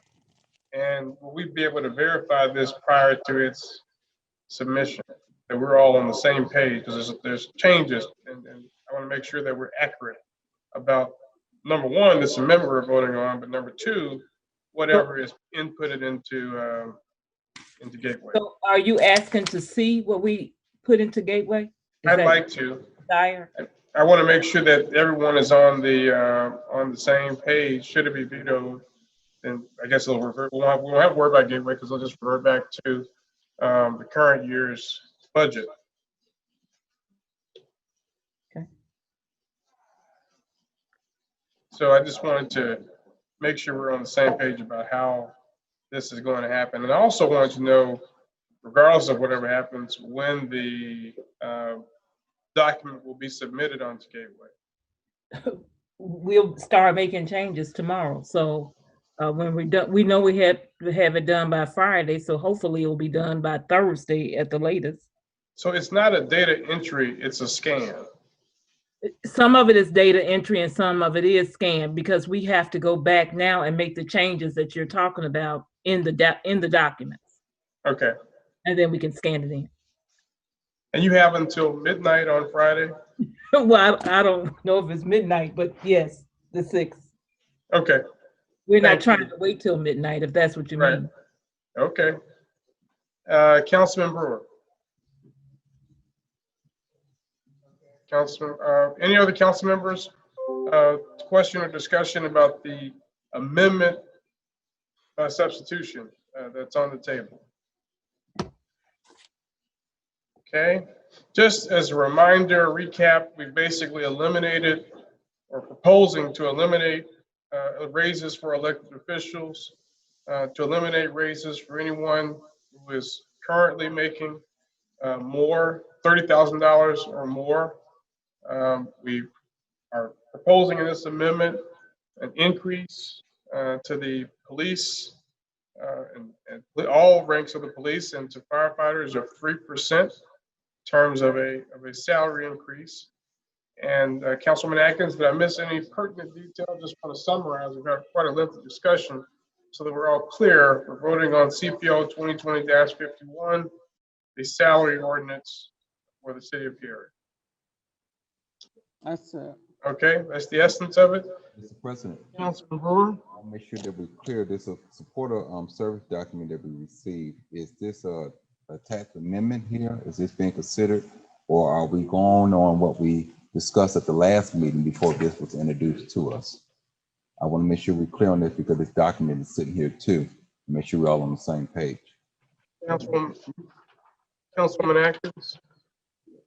I know that came off in the overview at the beginning from the administration, so I want to make sure. I know there was some amendment, a motion that was taken and everything to amend it. I want to make sure that we include this as an amendment. No, I did not include it. Okay. That's not being included, the supportive services. I just want to be clear on the record. Okay. Okay.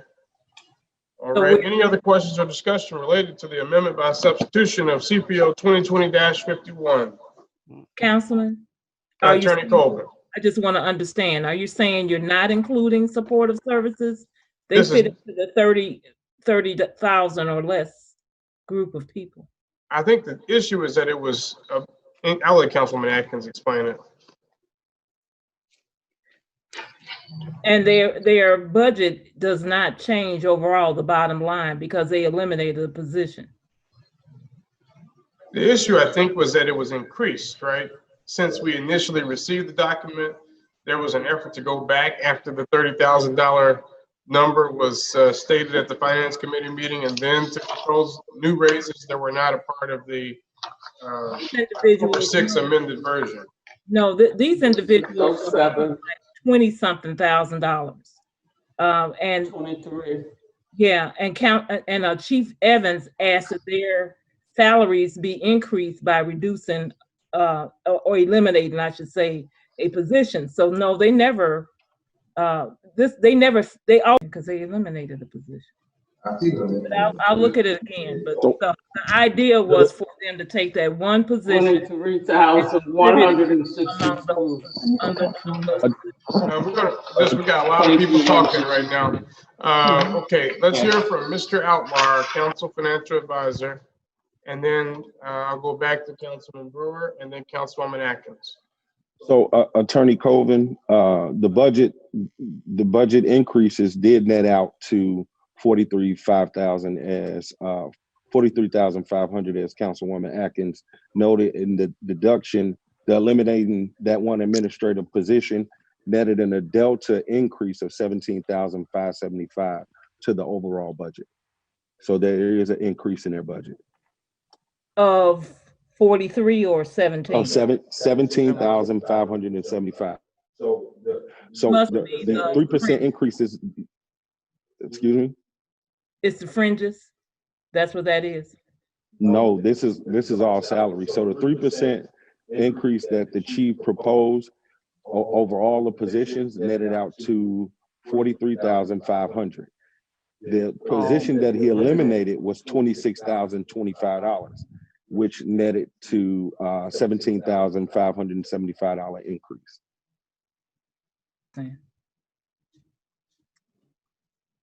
Councilman Brewer and Councilman Atkins.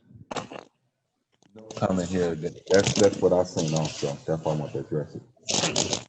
Okay. Councilwoman Atkins.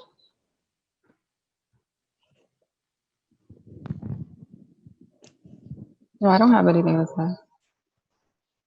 say. And Mr. President, I have no problem with moving forward. I just want to make sure that if this was the pleasure of the body, we make sure we include it. But I do have a question where I'm gonna find the 17,575 because the budget is not balancing. They'll have to. No. Yep. What's that? Attorney Colvin. They'll have to find it in their operating budget. Okay.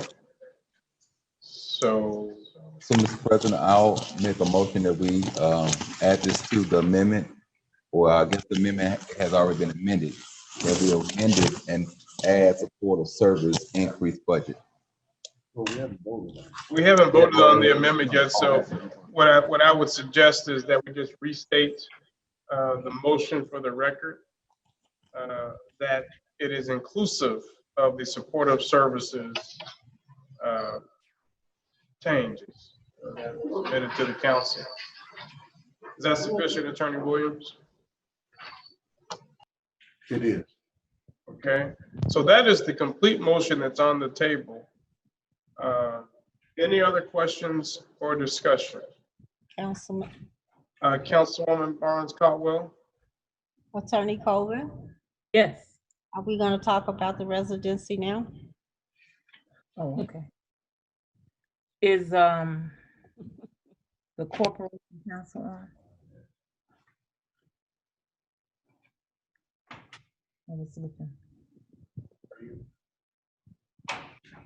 Because I like to defer to him.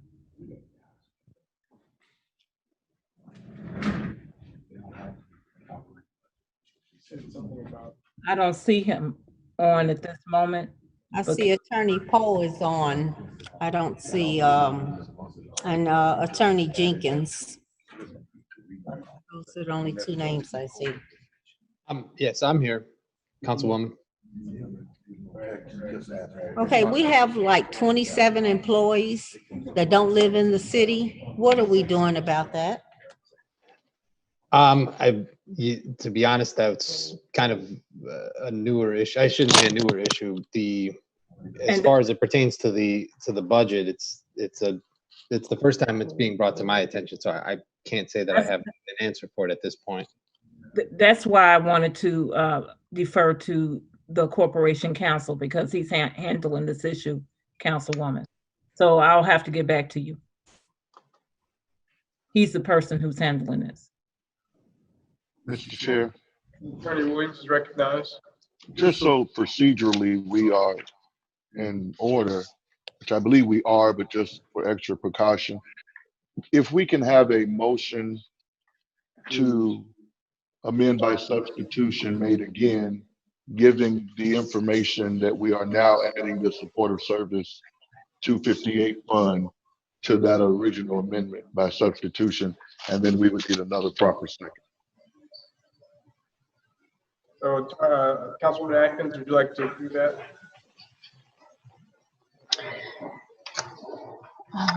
Can I bring up a concern? Yes.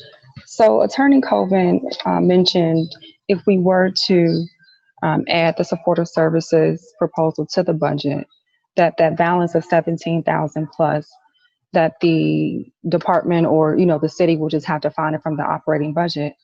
But looking in their operating budget, if I'm understanding it correct, they don't have anything in there. They only have like $3,000 assessed for additional spend in their operating budget per, CPO 2020-51. Councilwoman, we'll Yes, have to ma'am. cut somebody else's department and get the Okay, money. I got it. Okay. Well, we would want to know that. Well, okay. So I guess it will require an amendment in the new year, and the fixed budget year, which will be 2021, to move the dollars from one pot to another. Okay. So again, we're not going to take this up at this point. So the original motion will stand, and that motion did not include supportive services changes, just to be clear. And that was moved and properly seconded. Any other questions and discussion? Councilman Lay, you're muted. I thought your recommendation was to include the supportive services and that it would be $17,000 out of line. And that 17,000 would be found. I'm not sure if you can, at least I don't believe so, but I'm sure you will get a different opinion. I don't believe you can amend the amend. In other words, that it comes to a point where it has to stop. I was under the impression that you suggested that we take what was going to be the amendment by substitution, and we went through that process, that we would then put the rest of it in there rather than go through all these amendments by amendments. That's all. That's what I thought you. Tell me what you said. I thought Right. that's what you. So it was never properly moved and seconded. Right. With the addition of supportive services. And so Attorney Williams then wanted to make sure we were extra careful and did that by including it. But then Councilman Atkins pointed out the budgetary concern related to where the additional some odd $17,000 could be captured. And then I believe Mr. Outlar suggested that in the new year, monies could be moved interdepartmentally in order to deal with that. So then we said we would just not include that and retract that suggestion of a motion and stick with the original motion, which did not include supportive services changes. I can live with the chair's decision. That's fine. Okay. And just to be clear, Mr. Councilman Brewer? And just saying that the administration can bring it back before this body at the beginning of the year, and we can make those changes at that time. Right, and because I'm told also that the pay could be done retroactively. Okay, I'm fine with that. Okay, so we have had a robust discussion of our amendment by substitution to CPO 2020-51. Are there any other questions or discussion about the amendment? I've already summarized it. That is on the table. Seeing and hearing none, roll call, Madam Clerk. Councilwoman Atkins, Yes. Councilman Brewer, Yes. Councilwoman Brown, Yes. Councilwoman Caldwell, Yes. Councilman Lay, No. Councilman Weatherspoon, No. Councilman Williams,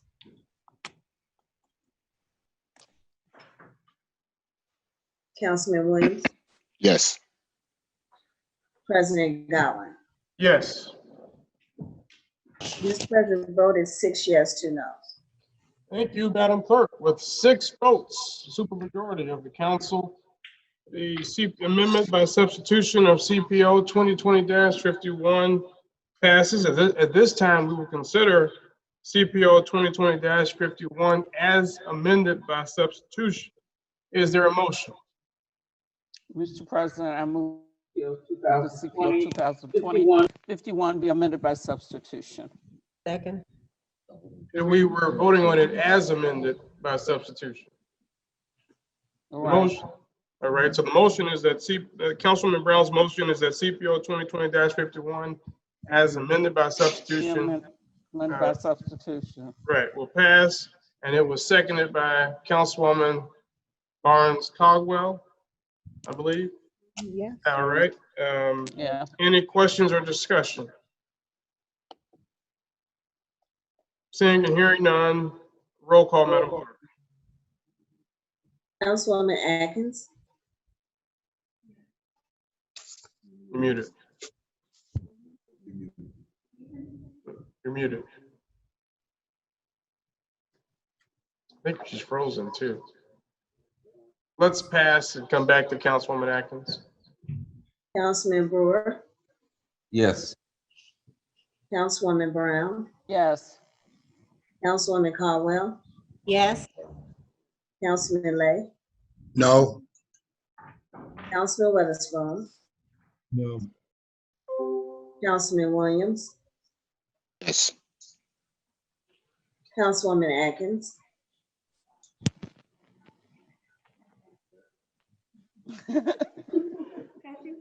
Yeah. President Godwin. Yes. Mr. President, vote is 6 yes, 2 noes. Again, with a supermajority of this council, 6 votes, CPO 2020-51 as amended by substitution passes and is so ordered. And I would just add that it is a historic day that this council has amended by substitution this budget to recognize our men and women in uniform with a raise. Mr. President. Thank you so much, and I want to especially celebrate that moment. Mr. Councilman President, Lay is recognized. there's no relevance at this stage about the supermajority. The supermajority comes when the veto is in effect. Statutorily, all you need is a majority of the council. Very well aware. I learned that during the first. Oh, I know you knew it. I know why you said it. In any event, I'm equally and remain thrilled that it did pass, pass with 6 votes. Anyway, at this point, we will have reports and questions of city officials.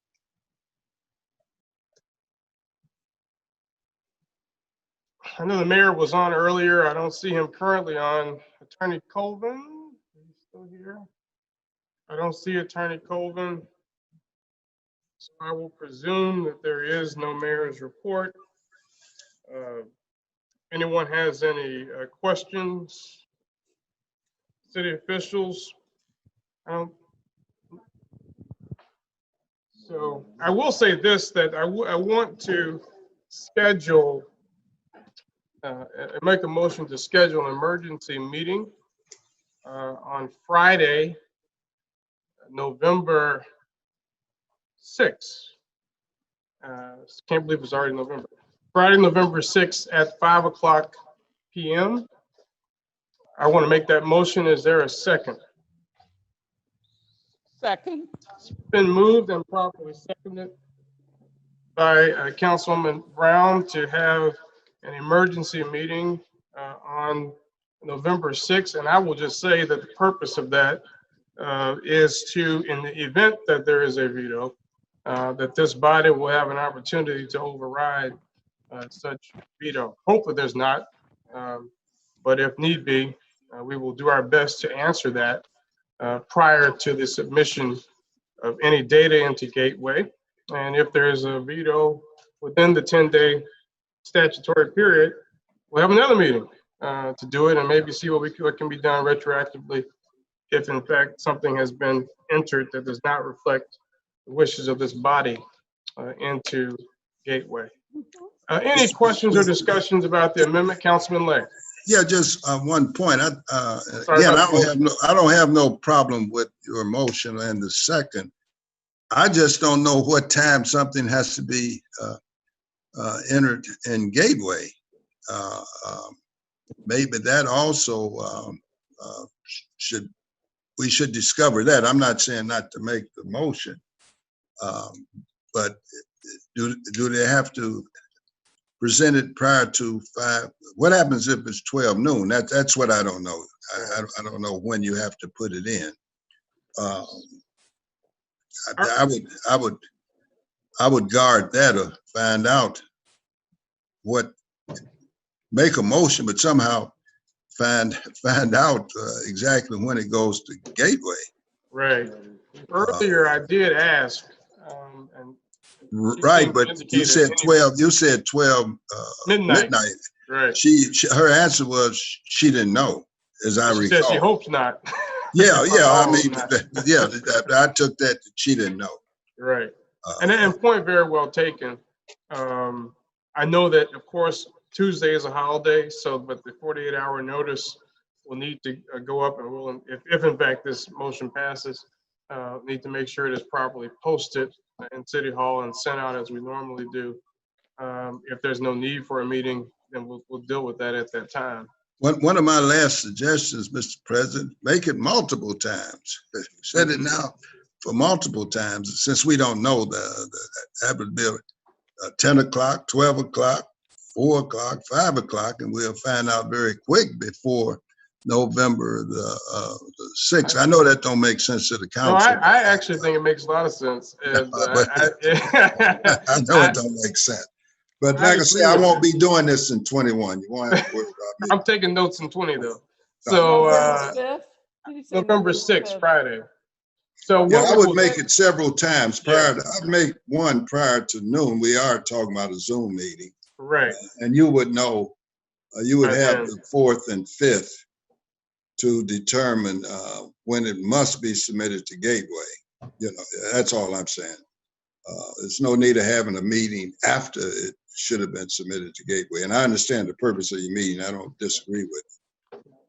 Thank you, and I agree. I want to restate my motion that the council will have a series of emergency meetings scheduled for Friday, November 6, 2020 at 10 a.m., noon, 4 p.m., and 5 p.m.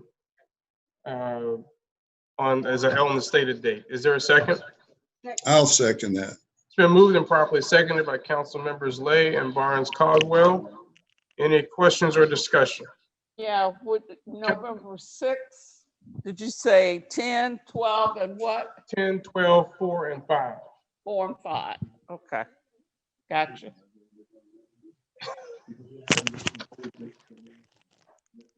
All right, Councilman Brewer. I will also include a 10 o'clock meeting. We have a 10. 10 p.m. That was 10 a.m. Oh, okay. Yes. Okay, so we're saying, I want to restate it again. A meeting on Friday, November 6, 2020 at 10 a.m., noon, 4 p.m., 5 p.m., and 10 o'clock p.m., all Central Standard Time. This Friday, November 6th. Okay. Been moved, and I don't think we need to have another movement in second. I second that if you It's need. been moved, I moved, it's been properly seconded by Councilman Lay. Second that motion. And any questions or discussion? And again, these will be via Zoom, just for clarity's sake. Yeah. Roll call, Madam Clerk. So 5 meetings. Potential. Councilwoman Atkins, No. Yeah. Yes. Jesus. He calling on his name. It's amazing. Councilwoman Atkins, You probably should get into the video of Councilwoman Brown, just so we're.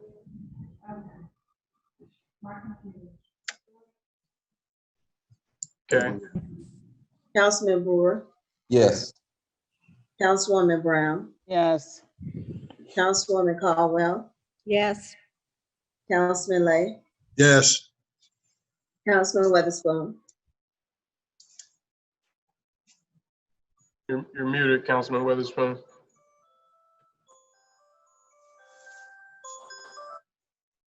Yes. Councilman Williams, Yes. President Godwin. Yes. Mr. President, vote is 8-0. Thank you, Madam Clerk. With a vote of 8-0, the Garrett Common Council will hold a series of emergency meetings on Friday, November 6, 2020 at 10 a.m., noon, 4 o'clock p.m., 5 o'clock p.m., and 10 o'clock p.m., all Central Standard Time via Zoom. Any other business before the council? Councilwoman Atkins?